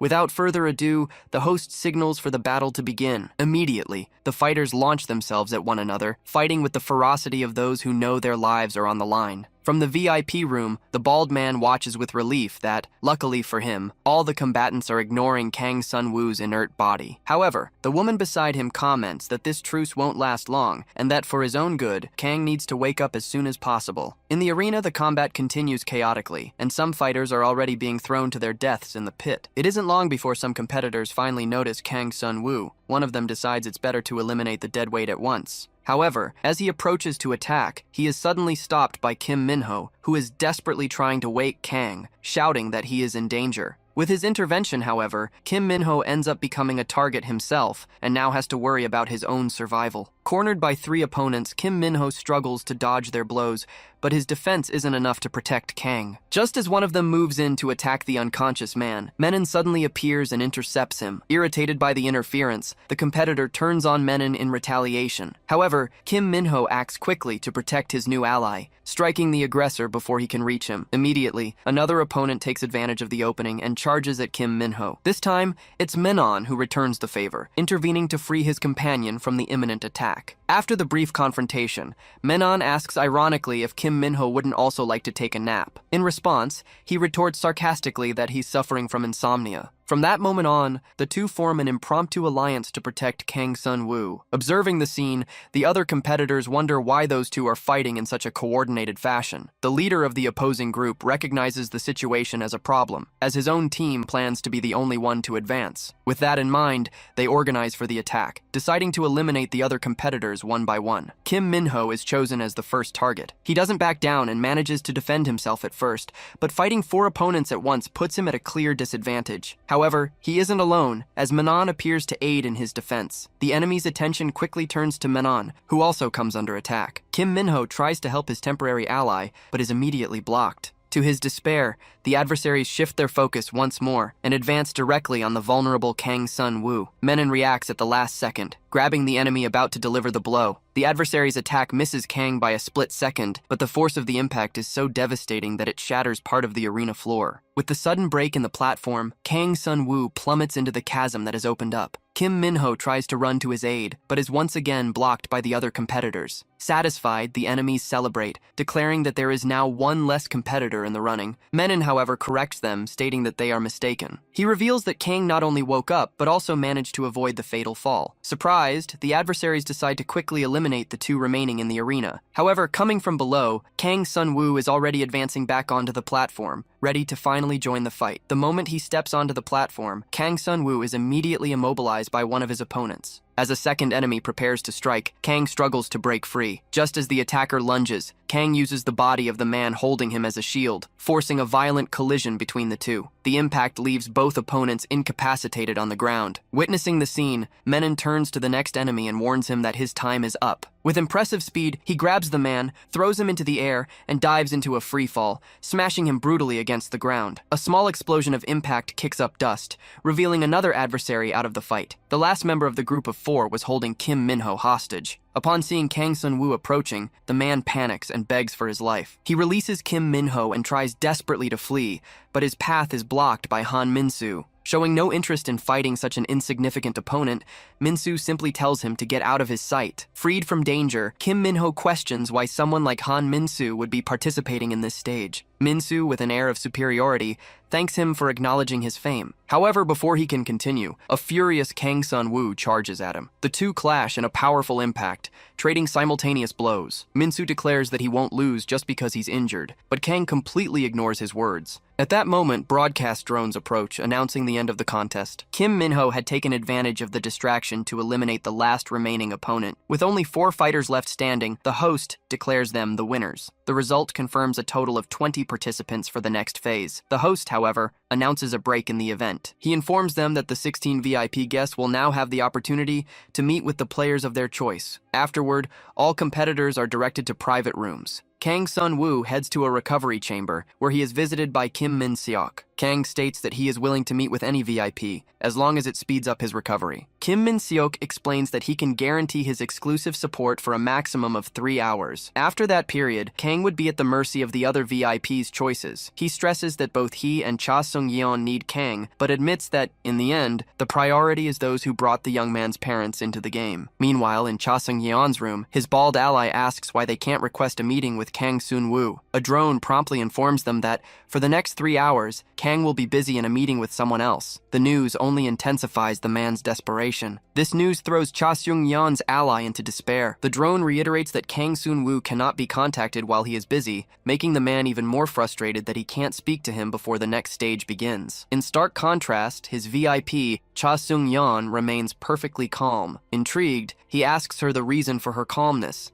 She simply replies that she's wearing her lucky tiara, and because of that, there's nothing to worry about. A short time later, a host congratulates the 20 remaining participants and summons them to the arena. He then announces the rules. The players will get first pick of the VIP they want to partner with for the championship. However, if the chosen VIP refuses the partnership, the player must return to the starting point and wait for a second round of choices. In the end, the 4 players who fail to form one of the 16 pairs will be immediately eliminated from the competition. Menon suggests that for lower-level players like them, the best strategy would be to choose the weakest-looking VIP. Kim Minho disagrees, arguing that the most influential VIPs will attract the majority of the fighters, and anyone not selected by them will have very little chance in the second round. Menon agrees with the analysis, explaining that the VIPs are too proud to accept players who have already been rejected by others. Kim Minho observes that the competitors are flocking to the most powerful VIPs, believing that the prize money is the only important factor. Menon, however, corrects his perception, stating that these people are thinking far beyond the fights. For them, it's about securing a position among the elite, guaranteeing the power to achieve any goal, not just the money. More importantly, they are assessing their future partner's ability to cover up the crimes they have already committed and those they still intend to commit. Shocked, Kim Minho calls the situation insane and proposes that, at the very least, their group of 4 should choose different VIPs. He reveals that he intends to partner with an investment firm called GDF. Amanda, in turn,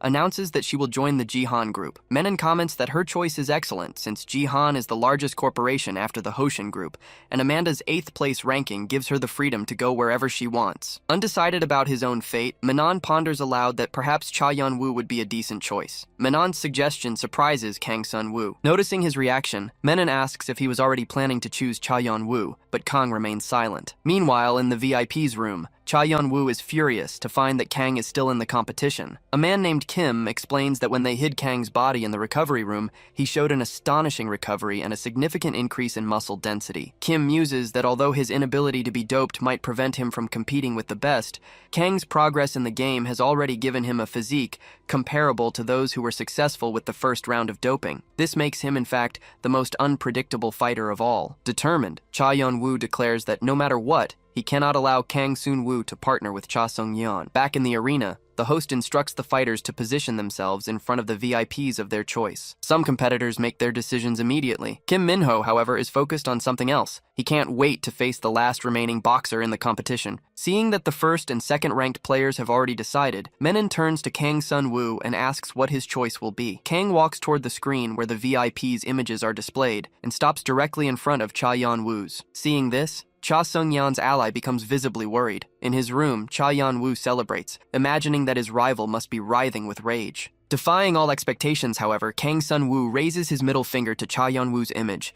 declaring that he would never choose him. Cha Yun-woo's expression turns to one of pure fury. Then Kang turns away and walks over to Cha Sung-yeon's image, revealing his true choice to everyone. A memory surfaces in Cha Yun-woo's mind, the day she received a tiara from her mother. On that occasion, her mother instructed her to call it Seon-woo's headband, an object that would bring her comfort. She explained that the headband had belonged to someone with a personality as straightforward as Cha Yun-woo's. Her mother recalled that when Seon-woo turned 6, they went to an amusement park for the first and last time. At the time, the family lived in hiding, with a constant fear of outdoor activities. This reclusive life caused fear to take deep root in her, making her sensitive to anything that might attract attention. At the park, however, little Seon-woo began to cry insistently, demanding the biggest and flashiest headband he could find. With her son's health more fragile than it is today, his mother couldn't refuse, fearing they might never have another opportunity like it. However, she was so nervous about being seen in public that when a large crowd formed, she ended up getting separated from Seon-woo. Fortunately, a short time later,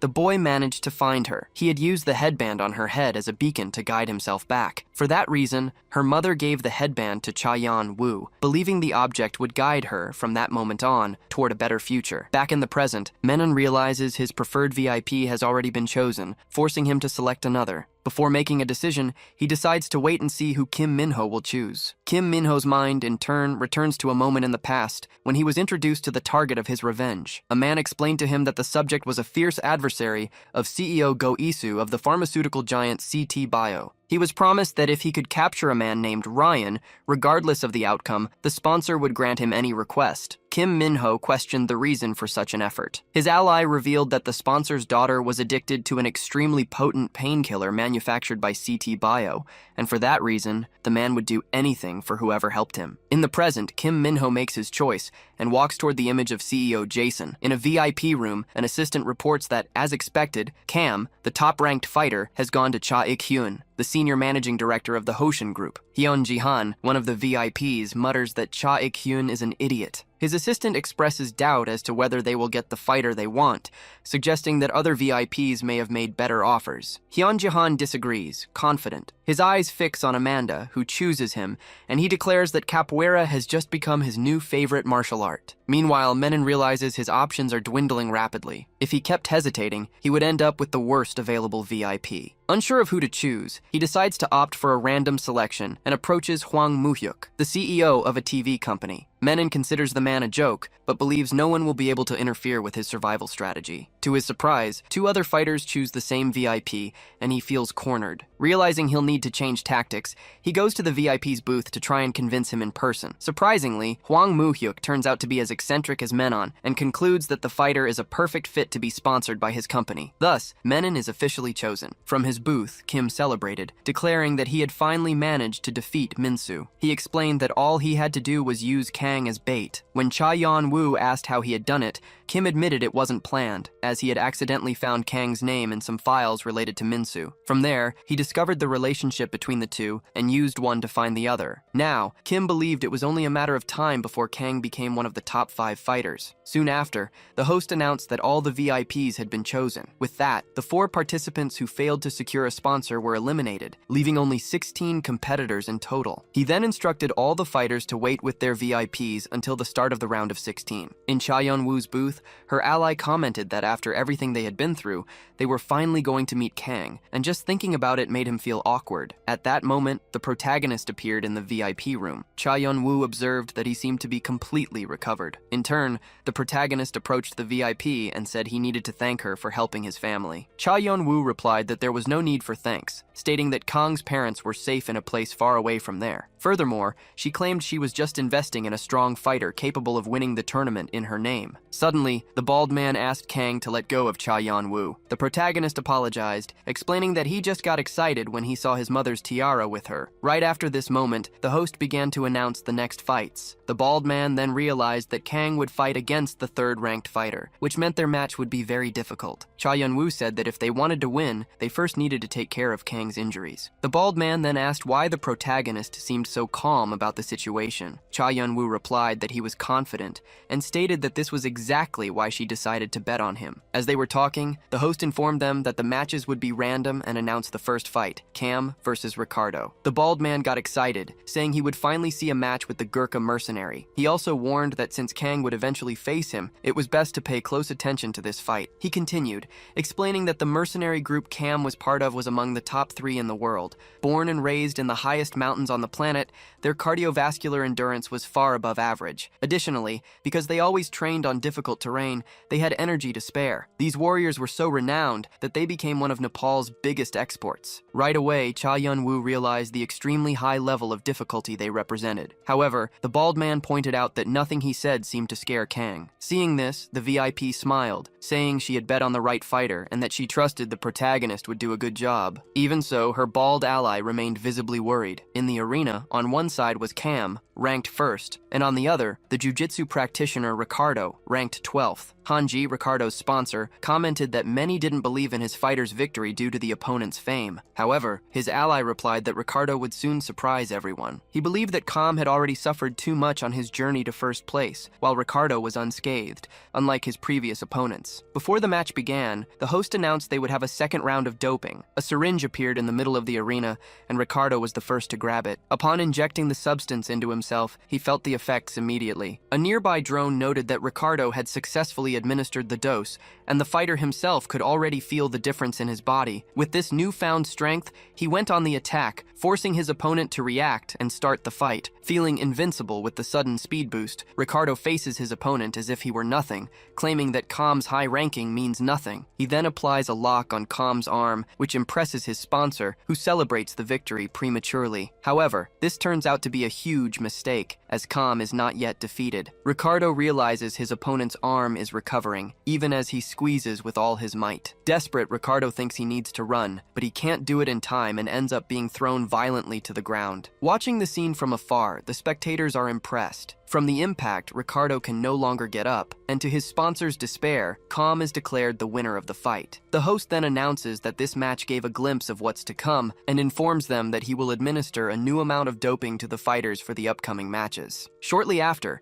they all receive their doses. Unlike the others, however, the protagonist refuses to use the drug. Cha Yeon-woo comments that it wouldn't have an effect on Kang anyway, as her fighter is strong even without using anything. Confused, Kang asks what she's talking about, but before he can hear the answer, he hears screams from the other side of the arena. Kim Minho used the drug and felt its immediate effect, leaving his sponsor amazed, who claims that was exactly what the boy needed to win. After that, the host announces that the next fight will be between Mikel and Ryan, the second-ranked fighter. In turn, Kim Minho's sponsor tells the boy to analyze this fight carefully. He explains that Ryan received enormous amounts of the drug even before entering the combat ward, which permanently affected his brain. The sensory drug he used enhanced his ability to detect enemies, but the side effects affected his other senses, causing him to feel no pain. The sponsor recalls that Minho has faced an opponent with enhanced senses before, but the VIP's ally intervenes, saying that things will be different this time, as Ryan is very different from the previous opponent. The sponsor agrees that facing Ryan will be difficult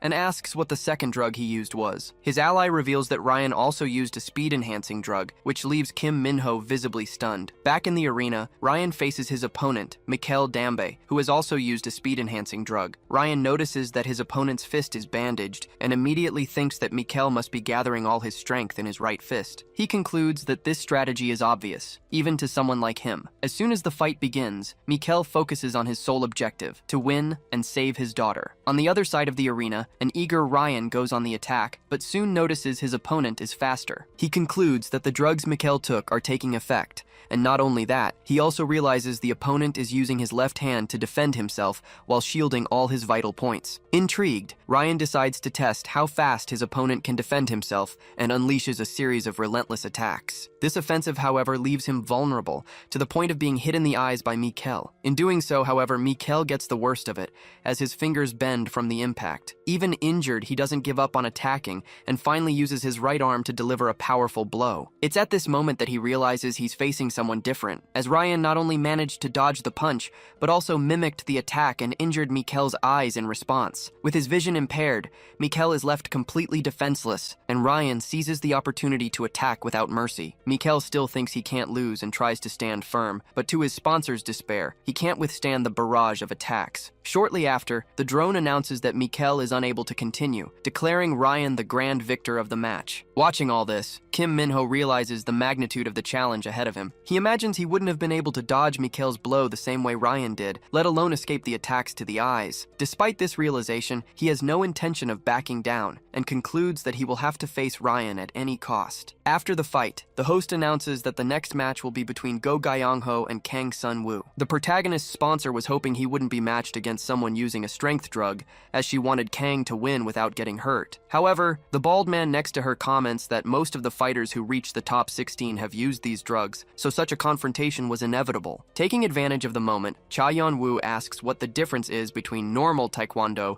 and combat taekwondo. His ally explains that combat taekwondo uses the same skill set as the normal version. He details that this martial art was originally created for real combat, but underwent several changes to better fit competitions like the Olympics. To make it safer, many dangerous techniques were removed, so combat taekwondo is nothing more than the martial art in its original unrestricted form, where all the dangerous techniques are used. In the arena, Go Gyeong-ho prepares for the match. On the other side, the protagonist reflects that if he can defeat the third-ranked fighter, he will become one of the strongest and most respected fighters. Kang also concludes it would be better to take the fight to the ground, since he's dealing with a kicking specialist. As soon as the match is authorized, he rushes in to try and take down his opponent. However, Go Gyongho manages to dodge the charge and quickly lands a precise kick on Kang. Despite feeling the intense pain from the blow, Kang manages to grab his opponent's leg. However, in doing so, he ends up taking another direct hit. Even after being hit squarely, the protagonist recovers quickly, knowing the fight isn't over for him yet. Instead of faltering, Kang surprises his opponent by counterattacking with a kick, making him wonder how he could still fight back after so many blows to the head. The protagonist continues to press with a sequence of rapid attacks until he is finally pushed to the other side of the arena. Impressed, the opponent acknowledges that Kang is, without a doubt, one of the strongest fighters there. Meanwhile, the protagonist's head was still ringing, and he was certain that one more blow would have knocked him down. Realizing he couldn't just charge forward recklessly, Kang concluded he needed to find another way to win. Remembering that Taekwondo doesn't normally allow low kicks, Kang devised a plan. On the enemy's next attack, he would aim for his lower body. With this strategy in mind, he approached his opponent, but this time with much more caution. Watching the approach, Go thought Kang was sorely mistaken if he thought he could win, as he hadn't yet used his full strength, and the fight would end as soon as he did. The moment Go threw a kick, Kang saw the perfect opportunity and tried to hit his opponent's other leg, but was caught off guard by a leg sweep. In the audience, Go's sponsor celebrated the advantage he had gained. One of Kang's allies explained that it was a leg sweep, an unusual move as it had been banned from official championships. However, since there were no such limitations in this fight, Go was taking full advantage. Meanwhile, in the other booth, Cha Yan-woo watched the scene with concern. The bald man commented that Taekwondo kicks are as unpredictable as capoeiras, making the fight difficult even for someone like Kang Sun-woo. He added that although Taekwondo consumes a lot of energy and tires a fighter out quickly, Kang couldn't count on that advantage, as he was facing an opponent who had doped to the limit. Back in the arena, Go thought that for Kang's own good, he should give up right then, as he was about to be crushed by his full strength. The protagonist, on the other hand, felt a sharp pain and imagined his ankle had been nearly destroyed by the blow. Kang barely had time to recover, as his opponent was already advancing for another attack. Go's kick grazed him, but the protagonist couldn't see the next approach and was hit squarely. Even so, in an act of desperation, Kang tried to grab his opponent's legs once more, but just like before, Go immediately countered him. Thrown far away, Kang felt his consciousness fading, on the verge of passing out. The opponent noticed his condition and decided it was the best opportunity to end the fight. With a swift attack, Go closed in and landed a solid kick to Kang's abdomen. After the impact, the protagonist was overcome by a pain so intense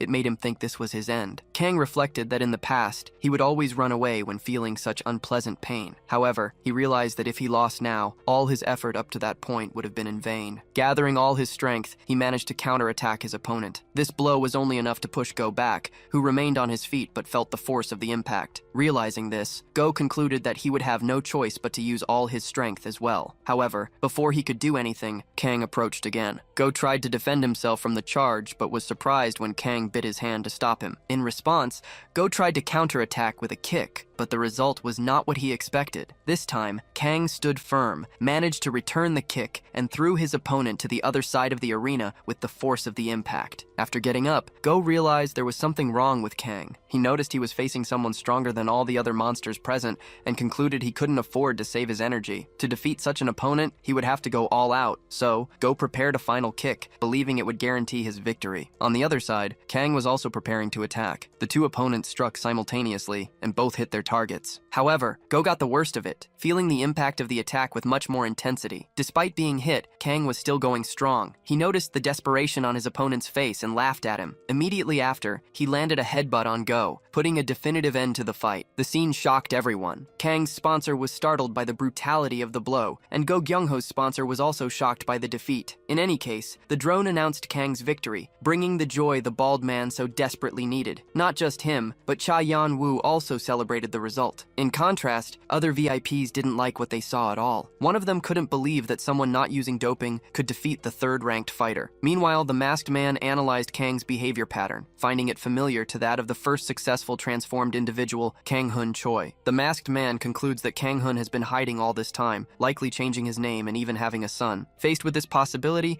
he orders his entire team to mobilize in the search for more answers. Far away, in a hidden dwelling, the protagonist's mother vents to her husband. husband. She acknowledges that they both tried to hide their son from their enemies, but deeply regrets not being able to protect him, as they found him in the end. She feels their protection only served to delay the inevitable, and believes that the only chance of survival they have is if her husband finally wakes up. Back in the arena, Kang wakes up in the recovery room and realizes he lost control again. He reflects that if the fight had lasted any longer, he would have gone completely insane, and begins to wonder if he can maintain his sanity until the end of the tournament. At that moment, Cha Yun-woo approaches and asks if he has regained consciousness. She then reveals that Kang's mother told her everything about his condition, including the reason his father fled from that place. Cha Yun-woo continues, explaining that Kang's mother told her he used to lose control when he was younger. Her plan was to teach him how to survive using this fury when he got older, but since she never had the chance, she asked Cha Yun-woo to do it. The VIP then reveals a shocking secret. When that place was still new, Kang's father served as a test subject in the combat wing, where they used young and healthy people for experiments. Most did not survive the tests, but there were 3 survivors, and 2 of them were Kang's parents, a piece of information that leaves him completely surprised. Cha Yun-woo details that in the beginning,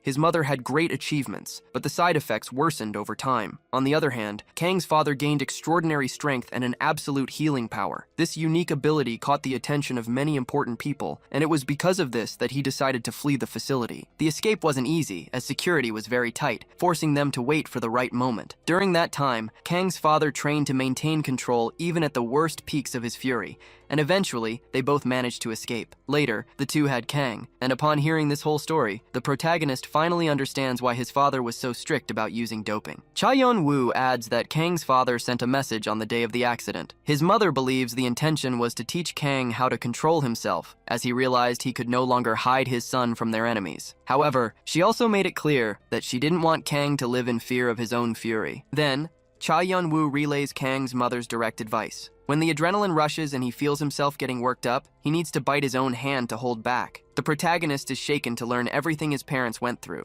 but Cha Yun-woo encourages him, saying he has a chance to get out of that place. To do that, as difficult as it may be, he must not completely surrender to his fury, but instead learn to release it in other ways when necessary. She explains that his father used to strike his own heart with his eyes closed to control himself, but admits she doesn't know if it will work for Kang. The protagonist, in turn, states that there's only one way to find out. Cha Yun-woo warns him that if the method fails, there will be no way to contain his fury, but even aware of the risk, Kang decides to test his father's technique. Back in the VIP booth, the bald man watched the fight and was astonished by what he saw. In the arena, Luhan, a kung fu practitioner, was destroying everything, which made him think that these monsters were getting stronger and stronger. Shortly after, his boss, Cha Yun-woo, returned and asked how things were going. He reported that Luhan had just won, explaining that the fighter was already exceptional and that his complex movements were further enhanced by the doping. The bald man continued his report, mentioning that Han Min-soo had also reached the top. With each round, Min-soo became more aggressive, and all his opponents not only lost, but also left the arena badly injured. Because of this, he couldn't see a scenario where Kang Sun-woo could defeat all the fighters in the top 8. Then, remembering what he had discovered through Kang's mother, he asked if the young man was prepared to control his fury. Cha Yun-woo explained that Kang had struck his own chest to try and trigger his fury, but ended up passing out in the process. To the bald man, this meant that Kang's ability really took a heavy toll on his body. His boss agreed and said that all they could do was wait for the next round, as only then would they find out if Kang could use his fury to his advantage. Shortly after, the host announced that the next round would be between Lef, currently ranked 4th, and Kim Min-ho. Both fighters approached the arena while their sponsors waited anxiously for the match to begin. Michael Lee, Lef's sponsor, thought luck was on his side. After all, his fighter would be facing a child, which should guarantee an easy victory. Furthermore, his intention was to use Lef as a prototype to kickstart his investment in human weapons. On the other side, Jason, Kim Min-ho's sponsor,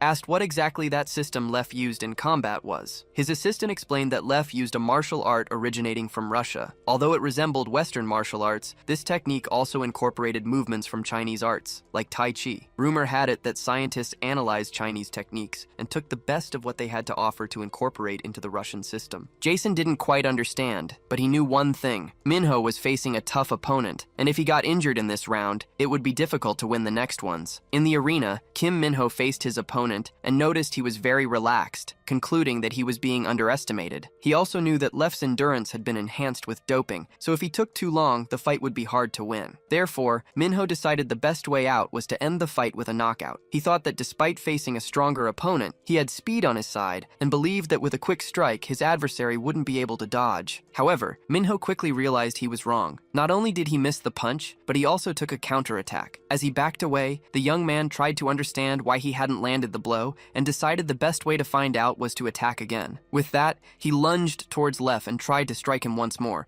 but his opponent dodged and countered again. Even as he tried to evade, Minho was struck again, but this time he felt the impact of the attack much more forcefully. After seeing Kim Minho get hit squarely, his sponsor despairs, unable to believe what he's seeing. Meanwhile, Minho tries to recover from the blow, and after moving away from his opponent, he lets out a faint laugh. Noticing the reaction, Lef wonders if Minho is trying to bluff, but concludes that laughing during a battle like this doesn't diminish the huge skill gap between them. Believing the boy has learned nothing, Lef prepares to attack again as Minho approaches once more. He dodges the blow and gets into position to counterattack, but at that moment, Minho discovers the truth. His opponent can't keep up with his speed. He was just sliding to dodge. With this realization, he manages to get Lef exactly where he wanted him and lands a direct hit, sending him flying. From the VIP booth, Jason celebrates the scene, but his assistant warns him that the fight isn't over yet. Indeed, Lef gets up and tries to keep fighting. However, Kim Minho approaches him and says he has no more time to waste on this fight, knocking Lef down with a simple push, which drives the Russian sponsor crazy. Shortly after, a drone announces that Lef can no longer continue,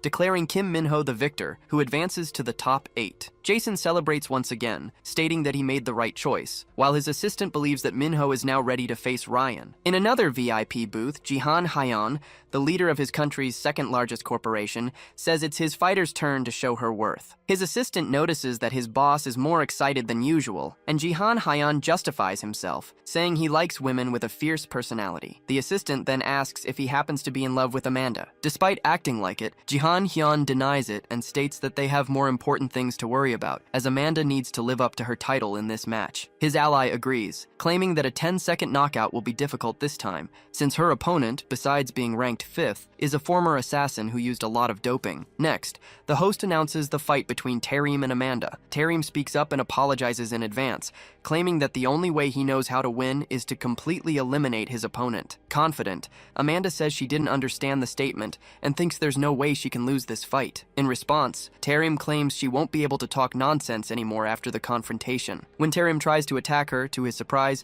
Amanda not only dodges but also counterattacks with a powerful blow. The impact is so strong that her opponent can no longer feel his right hand. He believes this is bad, but thinks that as long as he has his legs, he'll be able to keep fighting. However, Amanda also attacks his legs, bringing him to the ground. Without giving him time to recover, she hits him with a capoeira move, pinning him to the ground with the strength of both her legs. Immobilizing her opponent, Amanda says that to defeat an adversary without eliminating them, you just need to be stronger. With this display of power, Amanda secures her victory, much to the delight of her sponsor. Next, Menon realizes it's his turn to fight and declares that he will no longer hide his strength. The host then announces that he will face the Taekyon master named Yoon Go. In one of the booths, Jay Lore, the CEO of an oil company, expresses his happiness at seeing the master in such a healthy state. His assistant comments that Yoon Go doesn't even look like the same man who almost lost his legs in a car accident, considering it a miracle that he's even walking. Jay Lore claims to have done everything to repay Yoon Go, who almost died saving him in that accident. But now he questions if he did the right thing by putting the master back in an arena. Meanwhile, in another booth,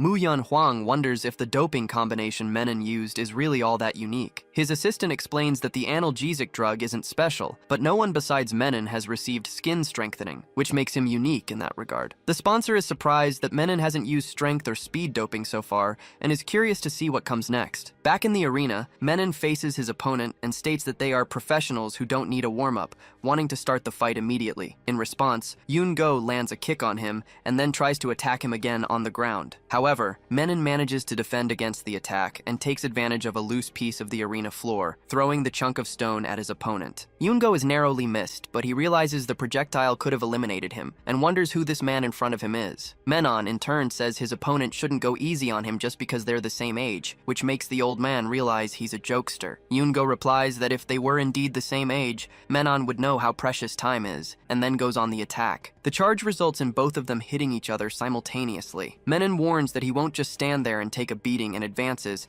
but his opponent dodges and attempts a kick. Menon thinks it's easy to dodge, but the old man warns him that he dodged the wrong foot, a mistake that leads to Menon being hit. Seeing this, his sponsor goes wild and asks why a Taekyon master is using capoeira moves. His ally corrects him, explaining that it's not capoeira, but a move called an inverted double kick, in which both legs can attack or one can serve as a feint. Despite the blow, Menon says he's disappointed as he felt no pain. Yoon-go can't believe what he's hearing and attacks once more, landing a blow on his opponent's head. However, Menon remains steadfast, and it's the old man's hand that gets the worst of the impact. Menon then states that he would never lose a fight to an amateur, and launches himself like a missile at his opponent, leaving him incapacitated. With the old man unable to continue, the tournament's drone announces Menon as the winner. Shortly after, the host informs everyone that the top 8 have advanced to the next round. Finally, Menon approaches his defeated opponent and tells him not to be sad about the loss, stating that his advantage is having been in this world for 20 years. As the host introduced the 8 participants for the next phase, Cha Yeon-woo asked her companion who would be the best opponent for Kang in this round. The bald man replied that he had no one in mind, but began to analyze the adversaries. He noted that among them was Amanda, who defeated her opponents with a single blow, and also Kim Minho, the boxing genius, whose strength and speed were superhuman. Despite these talents, he considered Menon the most frightening of all, as the fighter had taken several powerful blows in his fights, but had never needed to visit the recovery room, something that couldn't be said for his opponents. At this, Cha Yeon-woo commented that the only one she hadn't seen fight yet was someone named Luhan. The bald man then stated that Luhan was, in fact, the worst possible opponent for Kang, as he was completely different from the others. He explained that Luhan's kung fu skills, combined with his strengthened body, made him seem like an alien. Furthermore, Luhan was second in the betting ranks, making him an adversary they should avoid at all costs. To the bald man's surprise, however, the host announced the very fight between Kang and Luhan. Cha Yeon-woo reacted by saying this was a stroke of luck, leaving her companion confused. She then clarified that this opponent would bring the biggest profit from the bets she had placed. Her assistant realized that the young lady was already counting on a victory, while the bald man was visibly nervous. In another VIP room, Sehun Kam, the CEO of a software company, was not at all pleased to have to face Cha Yeon-woo in the betting. His own assistant commented that the woman was quite brave with her bids, and Kam agreed, admitting that Cha Yeon-woo made him rethink just how strong Kang Sun-woo really was. Down in the arena, the protagonist faced his adversary, thinking that the best outcome would be to win without having to enter fury mode. With that in mind, he decided it was better to attack first to analyze just how good Luhan was. However, as he moved forward, the Kung Fu master defended against the attack with ease, and then delivered a monstrous counterattack, throwing the protagonist to the other side of the arena. Before Kang had a chance to retaliate, his opponent closed in at high speed and attacked him again, pinning him against the wall. A drone approached Kang, and Luhan asked aloud why he hadn't been announced as the victor yet. Looking closer at the protagonist, he realized that Kang was still awake, and concluded that he would need to attack with more intensity. This time, however, it was Kang who attacked first, which made his adversary notice a sudden change in his behavior and strength. Luhan thought that he didn't need to go easy just because he was facing someone younger, and attacked right after. However, the protagonist didn't just stand there and managed to find an opening to counterattack, landing a solid hit on his opponent. To Kang's surprise, Luhan managed to land softly on the ground, which made him wonder if his adversary was made of rubber. Luhan, in turn, thought that to defeat a beast, he would have to become a bigger beast. With that, he decided that from that moment on, he would use the tiger stance. Assuming a new stance, Luhan attacks and lands a direct hit on Kang. Caught by surprise, the protagonist thinks that he will still give his all to win. However, as he tries to attack his opponent, he realizes that Luhan not only dodges but also moves in a completely different way. Surprisingly, Kang is hit in the ear and wonders what his opponent is doing. In response, Luhan attacks intensely using the snake style, hitting the protagonist from several different directions. The bald man then reflects that Luhan traveled all over the country studying animals to imitate their styles, which makes fighting someone so well prepared extremely difficult. With this in mind, Kang decides he needs to take his opponent down. However, as he tries to do so, Luhan jumps using the monkey style and manages to counterattack with an aerial kick. Then, Luhan states that only those who follow the true form of nature understand martial arts at its peak, and dashes towards Kang. The protagonist, however, was waiting for this and believes he just needs to unleash a bit of his fury to win. At that moment, Kang charges forward, making his opponent wonder what his intention was. Luhan tries to counterattack, but gets the worst of it when he is hit. As he backs away, he thinks that he was almost eliminated by such a strange blow, and that now he needs to dodge if he doesn't want to get seriously hurt. Despite his attempt to escape, Kang manages to grab his opponent and throws him to the ground as if he were nothing. Luhan notices the superhuman strength of Kang's grip and tries to break free, believing that it doesn't matter how strong Kang is, as his energy will sooner or later run out, creating an opening. To his surprise, the protagonist shows he has energy to spare. Realizing there's no way around the situation, Luhan freezes and becomes an easy target. After landing a direct hit on his opponent, Kang is the only one left standing. A drone approaches and declares him the winner. His sponsor celebrates, claiming that this is just the beginning. What's more, she won the bet and will now have Mr. Cam on her side. For his part, Cam is not happy at all about losing. His ally asks if he really intends to go against the Hoshin group, to which Cam replies that it's better than becoming an enemy of the combat wing. Then, he reveals that this wasn't the only bet he made. From his booth, the host analyzes Minsu and notices that he uses his own fingers as if they were knives, an unusual fighting technique. Intrigued, he asks how an ordinary student could have learned something like that. His assistant then explains that the young man, who was weak and suffered from a rare disease since childhood, had always been obsessed with strength. Unable to leave his home, he would spend sleepless nights watching MMA champions and studying their martial skills on video. Over time, just watching was no longer enough, and his desire became an obsession. He started to take an interest in weapon-based techniques, as he considered himself too weak to fight with his body alone. There was a time when Minsu locked himself in his room for days, without food or sleep, just to practice undisturbed. When he finally came out, he asked his father if someone capable of killing the strongest man in the world would be considered the truly strongest. The boy's father was terrified by the question, as he never imagined his son would become someone like that. Even so, he couldn't stop him, as this obsession was the only thing keeping him alive, a spark of hope amidst the illness. A short time later, there was no longer any need to stop him, as his son's body became so weak that he could no longer practice. It was in this moment of despair that Minsu was taken in by the ward. For the father, all that mattered was keeping his son alive, but now he sees that the boy has become an uncontrollable beast. Back in the arena, Minsu reflects that he can only fight because of the adrenaline he feels when facing an opponent,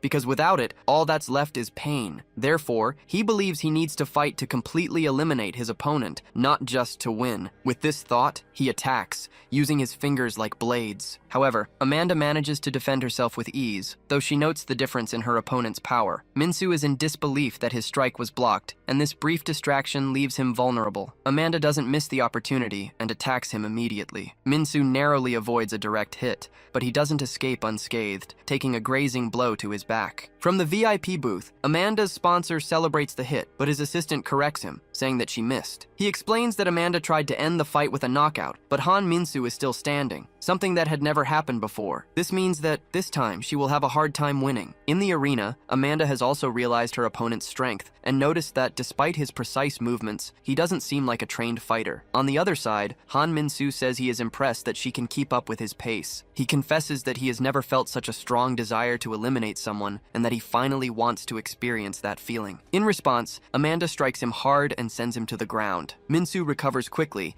and tries to hit her again with his blade-like fingers. Although Amanda dodges the first strike, he attacks with his other hand, claiming to be ambidextrous. Even so, she dodges once more and manages to counterattack, sending her opponent flying and drawing another cheer from her sponsor. Tired of taking so many hits, Han Minsu decides to use a risky strategy. He takes a blow on purpose to create an opening, and with it, he manages to strike Amanda's foot, finally inflicting damage on her. With her foot injured, Amanda could barely stand, while Minsu boasted about having cut her tendons and ligaments. To his surprise, however, she adapted quickly, using her hands to move and declaring that she only needed one arm to continue the fight. Right after, she unleashed an attack so powerful that Minsu was unable to dodge it, leaving him astonished that she could generate so much force with just one of her arms. Knowing he couldn't keep taking hits like that, Minsu tried to attack again, but Amanda managed to dodge. Despite this, he noticed she was already getting exhausted and concluded that he just needed to keep pressing until she finally gave in. For her part, Amanda thought that she had entered the competition to fight for her life, and also to discover her personal personal limits. Realizing this, she thanked her opponent for providing that opportunity. Amanda then revealed that she had found a reason to risk her life, and immediately after, activated her true strength. She stopped holding back and charged straight toward Minsu. He believed he could dodge the attack, but was completely surprised by her speed, which was much greater than his. In the blink of an eye, Amanda managed to trap him with her legs and tried to crush his head. Minsu still tried to strike her legs, but Amanda didn't allow it and threw him far away. Her sponsor began to celebrate the victory prematurely, but his assistant soon drew his attention to an important detail. The man then realized that Amanda had also been hit without even noticing. She was confused, as she hadn't noticed the moment she was attacked. On the other side of the arena, Minsu was down, but still awake. He reflected that his mind was empty, and his body numb, a sensation he had experienced several times during his childhood. Remembering that he had to fight to get up in situations worse than that one, he gathered what was left of his strength and managed to get to his feet. On the other side, Amanda did the same. She also gathered all her remaining energy and stated that she would fight until her heart stopped beating. Amanda charges forward, concentrating all her remaining strength into a single blow. As he notices the charge, Minsu feels a strange sensation and wonders if it could be fear. Without hesitation, his opponent strikes him squarely, throwing him violently against the arena wall. Minsu is extremely weakened by the impact, but he didn't go down without firing one last shot. Immediately after,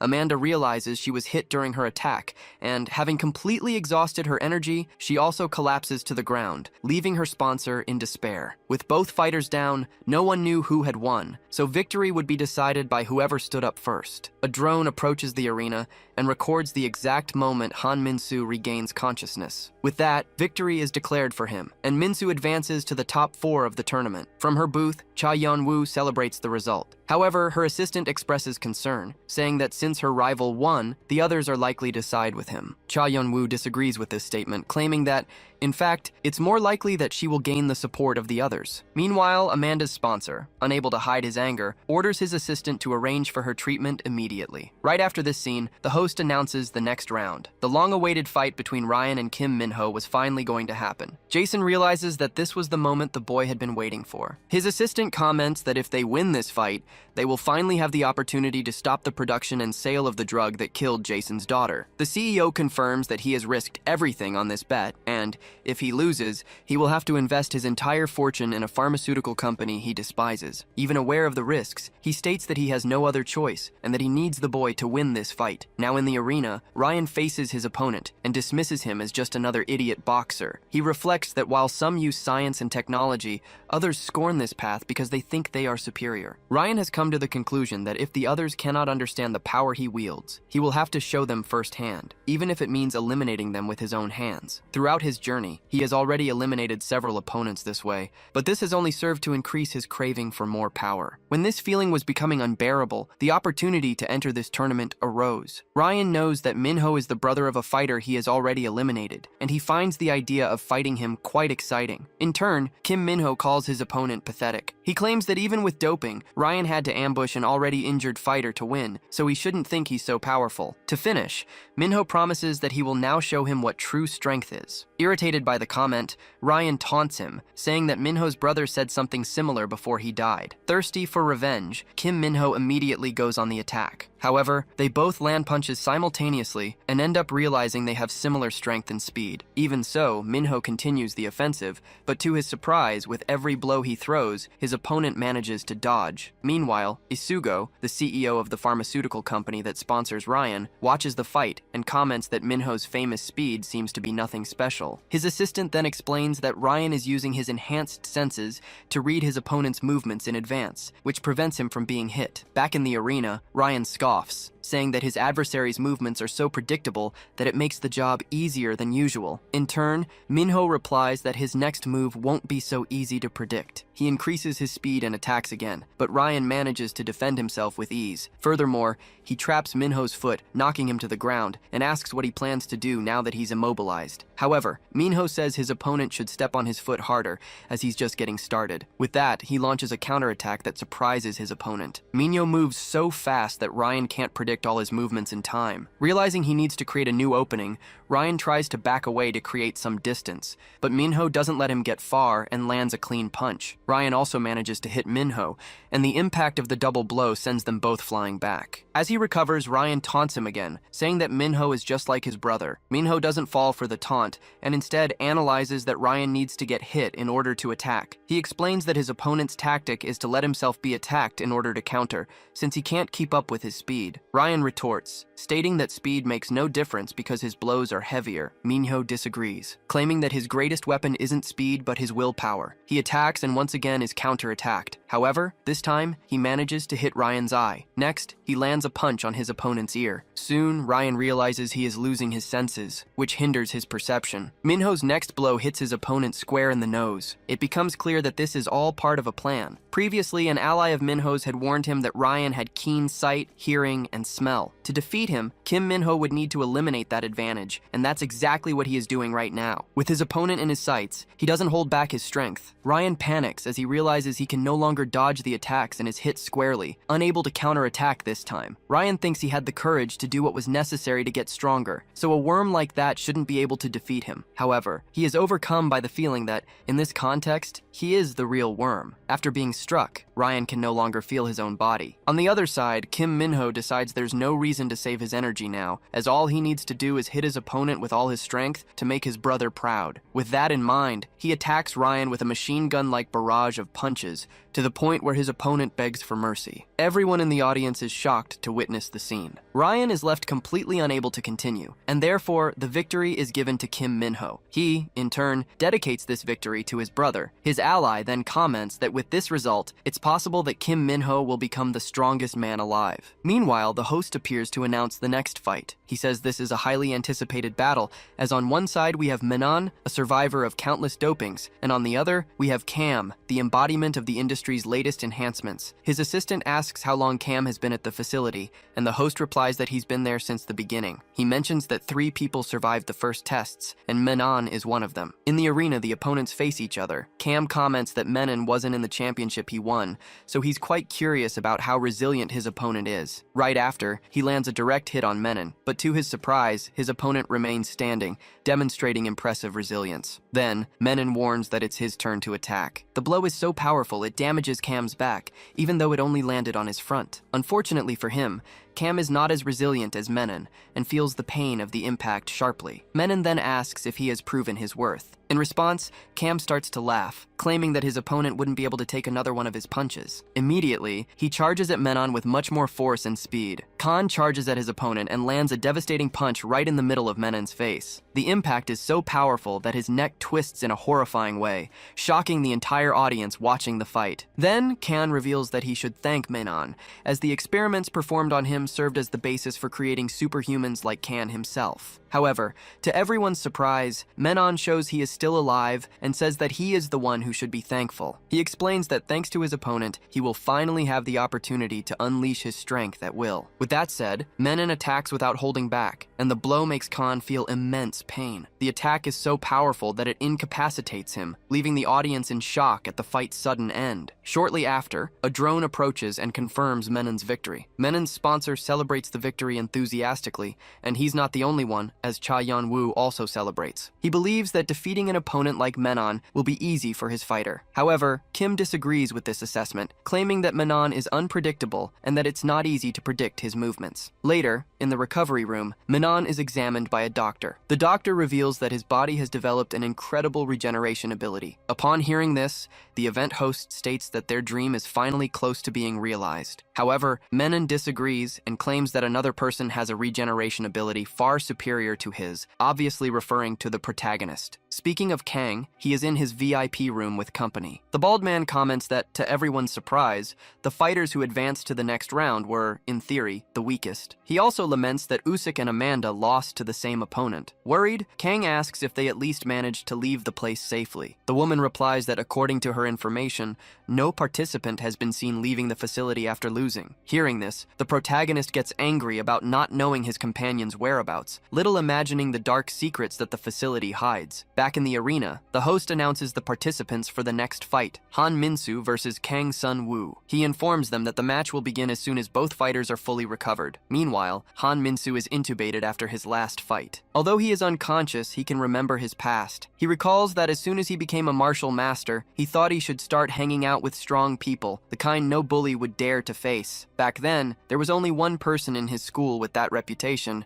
Kang Sun-woo himself. Han Minsu believed that Kang wouldn't pity him like the others, and imagined that as soon as he saw his combat notes, he would realize his true value. His theory was strengthened when a bully approached Kang and called him out, but was completely ignored, which left Han Minsu very satisfied. A while later, he left his notebook on Kang's desk, but didn't have the courage to approach him directly, so he just watched him from a distance. The next day, he finally worked up the courage to speak to Kang, but found his notebook lying on the floor. Thinking that Kang had lost the item, Han Minsu saw this as the perfect chance to find him and start a conversation about it. Shortly after, he found the protagonist in the courtyard, surrounded by bullies. Han Minsu waited for Kang to get rid of them, and then approached him, asking if he hadn't missed the notebook. However, he was ignored in the same way as the worms he so despised. Not knowing where to hide his face, Han Minsu tried to run as far away as possible, but to make matters worse, he ended up falling to the ground, which only increased his shame. Back in the present, he thinks that in the past, he wanted to die after that event. Now, however, he believes that the one who should die is not him, but the person who ignored him. Moments later, in the arena, the two face each other for the first time. Han Minsu declares that he will show Kang the mistake he made by rejecting his notebook,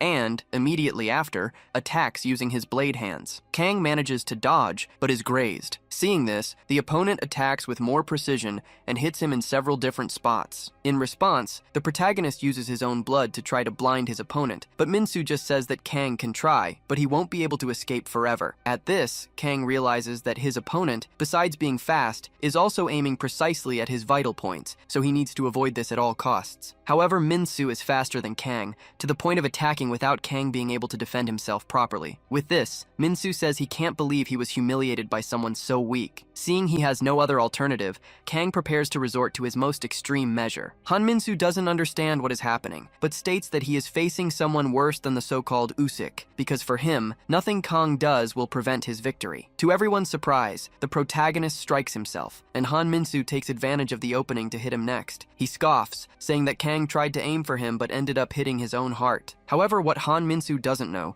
is that the blow was entirely intentional. For a brief moment, he is startled by the turn of events, but he soon concludes that he won't have any trouble if he keeps attacking. However, when he advances, Kang defends himself from the attacks and, with surprising strength, shatters his opponent's left hand. Han Minsu is frightened by the pain and the loss of his limb, but claims the fight isn't over, as he still has his other hand. Unfortunately for him, Kang also manages to trap his remaining hand. The protagonist then reveals that he learned this technique from Usyk, the same man his opponent had previously mocked. Next, he hits Han Minsu with a powerful blow that breaks his right leg. Desperate, the opponent tries a final move, but Kang states that he should have given up when he had the chance, and, with a counterattack, throws his opponent to the ground, in a rather unpleasant scene for those watching. Fallen and defeated, Han Minsu uses his last bit of energy to send a message. He tells Kang that they are both losers with no friends, but that unlike him, Han Minsu didn't play house with anyone. He then asks how Kang feels about losing his first friends. The protagonist replies that he hasn't lost them, as he will see each of them again. With a cruel smile, Han Minsu states that the only person who leaves that place alive is the champion, and says that Kang is naive for believing it's a simple place of entertainment. Desperate over the revelation, the protagonist tries to get more answers. However,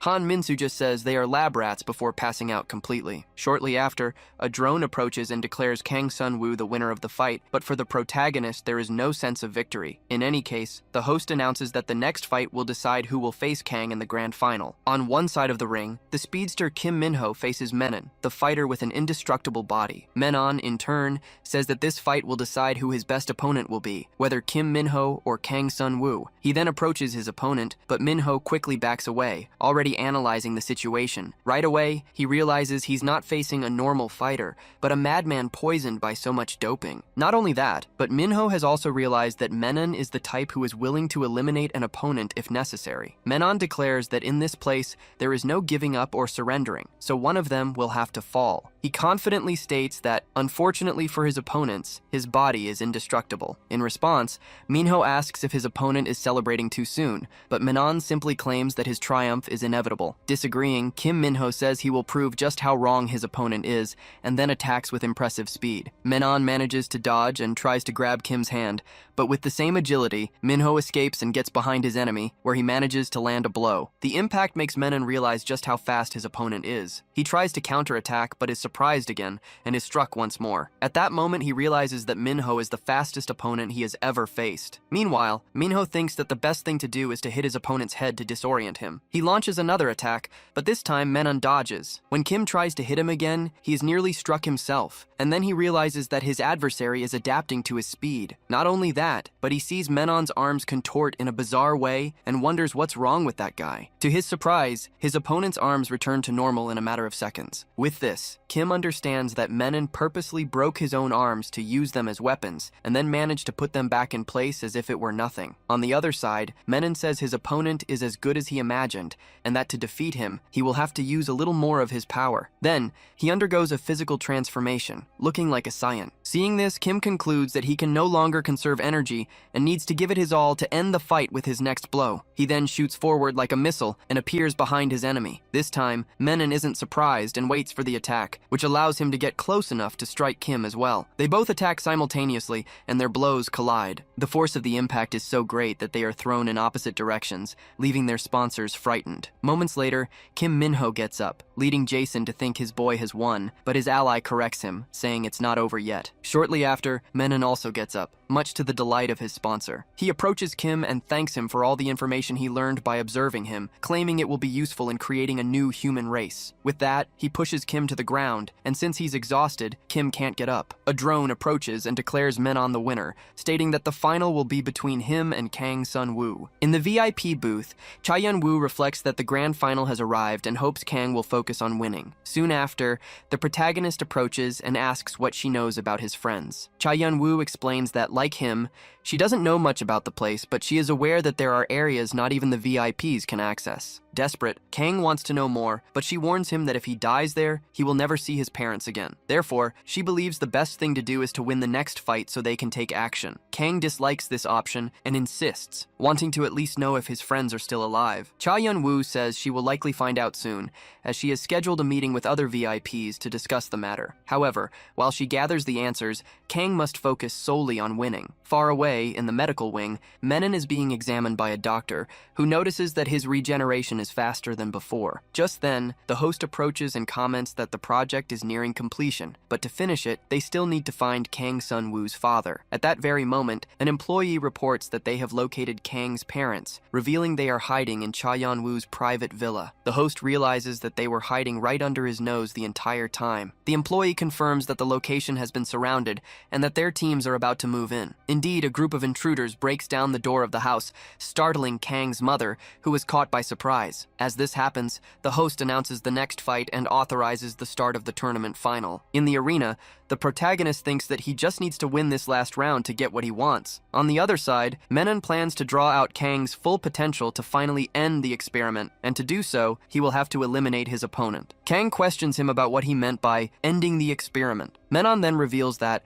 from the first time he saw him, he knew whose son he was, as he noticed that Kang had inherited his father's DNA. The protagonist doesn't understand how that would be possible, but Menon claims it was an easy task. After all, he was the one who dragged Kang's parents to that place, and that's why he knows them very well. Hearing this confession makes the protagonist lose control, which is exactly what Menon wanted from the beginning, to face Kang in his state of fury. He continues to taunt him, saying that soon Kang's parents will be brought to the arena, and he can die together with his family. Completely furious, Kang intercepts the enemy's attack with his own forehead and declares that if his opponent wants to test his true strength, he will deliver exactly what was asked for. He then lands a devastating kick on Menon's abdomen, not only knocking him down but also sinking him into the ground. The force of the impact is so great that the arena floor shatters and the host watches in shock as Menon is about to fall into the spike pit that lies just below. Despite the fall, Menon doesn't give up easily. He manages to find a way to climb back into the arena and returns to the fight at full steam,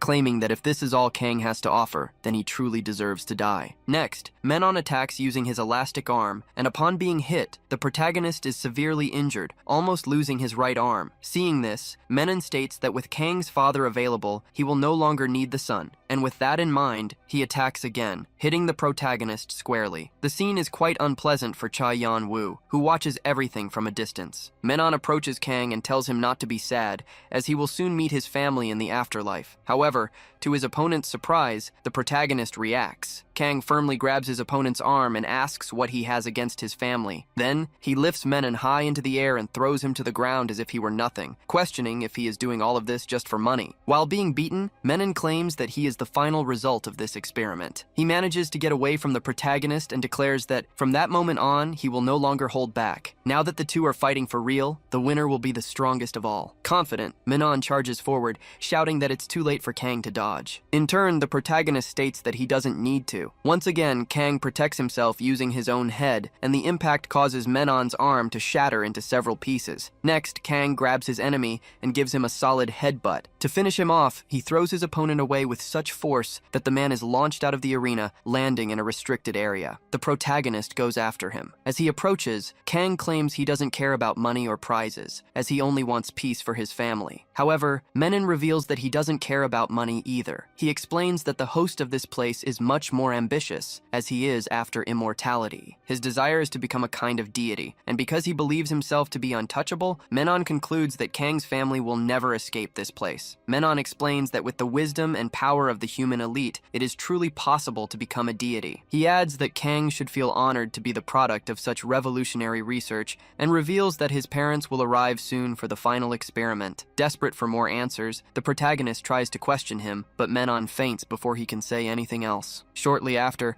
a drone approaches and declares Kang the winner of the confrontation. At this point, however, the protagonist doesn't care about any of it and destroys the drone in anger. Immediately, a deafening alarm starts to sound throughout the facility, and an order is issued to eliminate all out-of-control test subjects. Without understanding what is happening, Kang sees armed guards arriving at the scene. The guards, however, quickly realize that their shots have no effect on the test subjects and decide that the best thing to do is to retreat to a safe location. However, before they can escape, one of the out-of-control test subjects attacks them. Realizing the situation is becoming chaotic, the protagonist decides he needs to find Cha Yan-woo. Meanwhile, Cha Yan-woo herself is convinced by her ally to leave the area. As they try to escape, they are surprised by a test subject that tries to attack her. At the exact moment of the attack, the protagonist appears to defend her, striking the creature and pulling Cha Yan-woo away from danger. Startled, Cha Yan-woo can't understand how Kang got there so quickly. He, however, states that this is no time for talk and asks her to take him to the restricted area,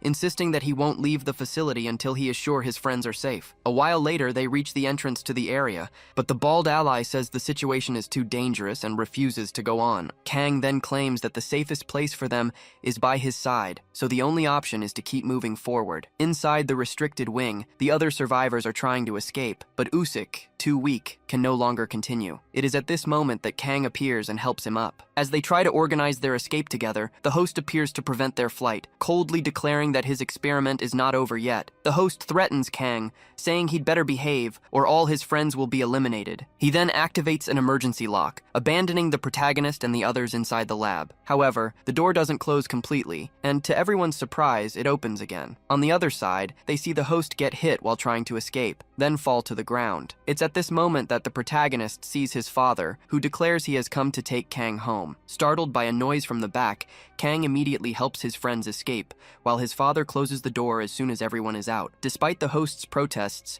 who claims the experiment must continue at all costs, he is left behind, alone against several furious test subjects, and the encounter is anything but pleasant for him. Shortly after, a countdown begins, accompanied by a warning that the place will explode. Sometime later, after winning bets in the combat wing and making powerful new friends, Cha Yan-woo managed to send the two corrupt brothers to jail and put the Hoshin group back on track. Despite feeling tired from all the work, in a way, she also feels a great sense of relief at how everything turned out. Meanwhile, the protagonist is back in school and thinks that thanks to Cha Yan-woo's help, he will finally be able to graduate. He also discovered that the effects of the doping, which his father believed had been lost, returned after he was seriously injured. After everything that happened, his father opened his own boxing gym, attracting not only new students students, but also the attention of wealthy businessmen. He didn't do it alone, as he has the help of Kim Minho, who volunteered to teach boxing at the gym, although he still hasn't gotten used to controlling his speed in his daily life. Amanda also shows up at the gym from time to time, but not to train. Kang's father complains that because of her, his gym has trouble getting new students, as Amanda's presence attracts her biggest admirer and a horde of paparazzi. As if that weren't enough, Cha Yun-woo also shows up at the gym, and shortly after, the protagonist himself arrives. Annoyed, Kang's father asks his son not to meet his friends at his new gym, as it disrupts the flow of students. Meanwhile, the protagonist thinks that,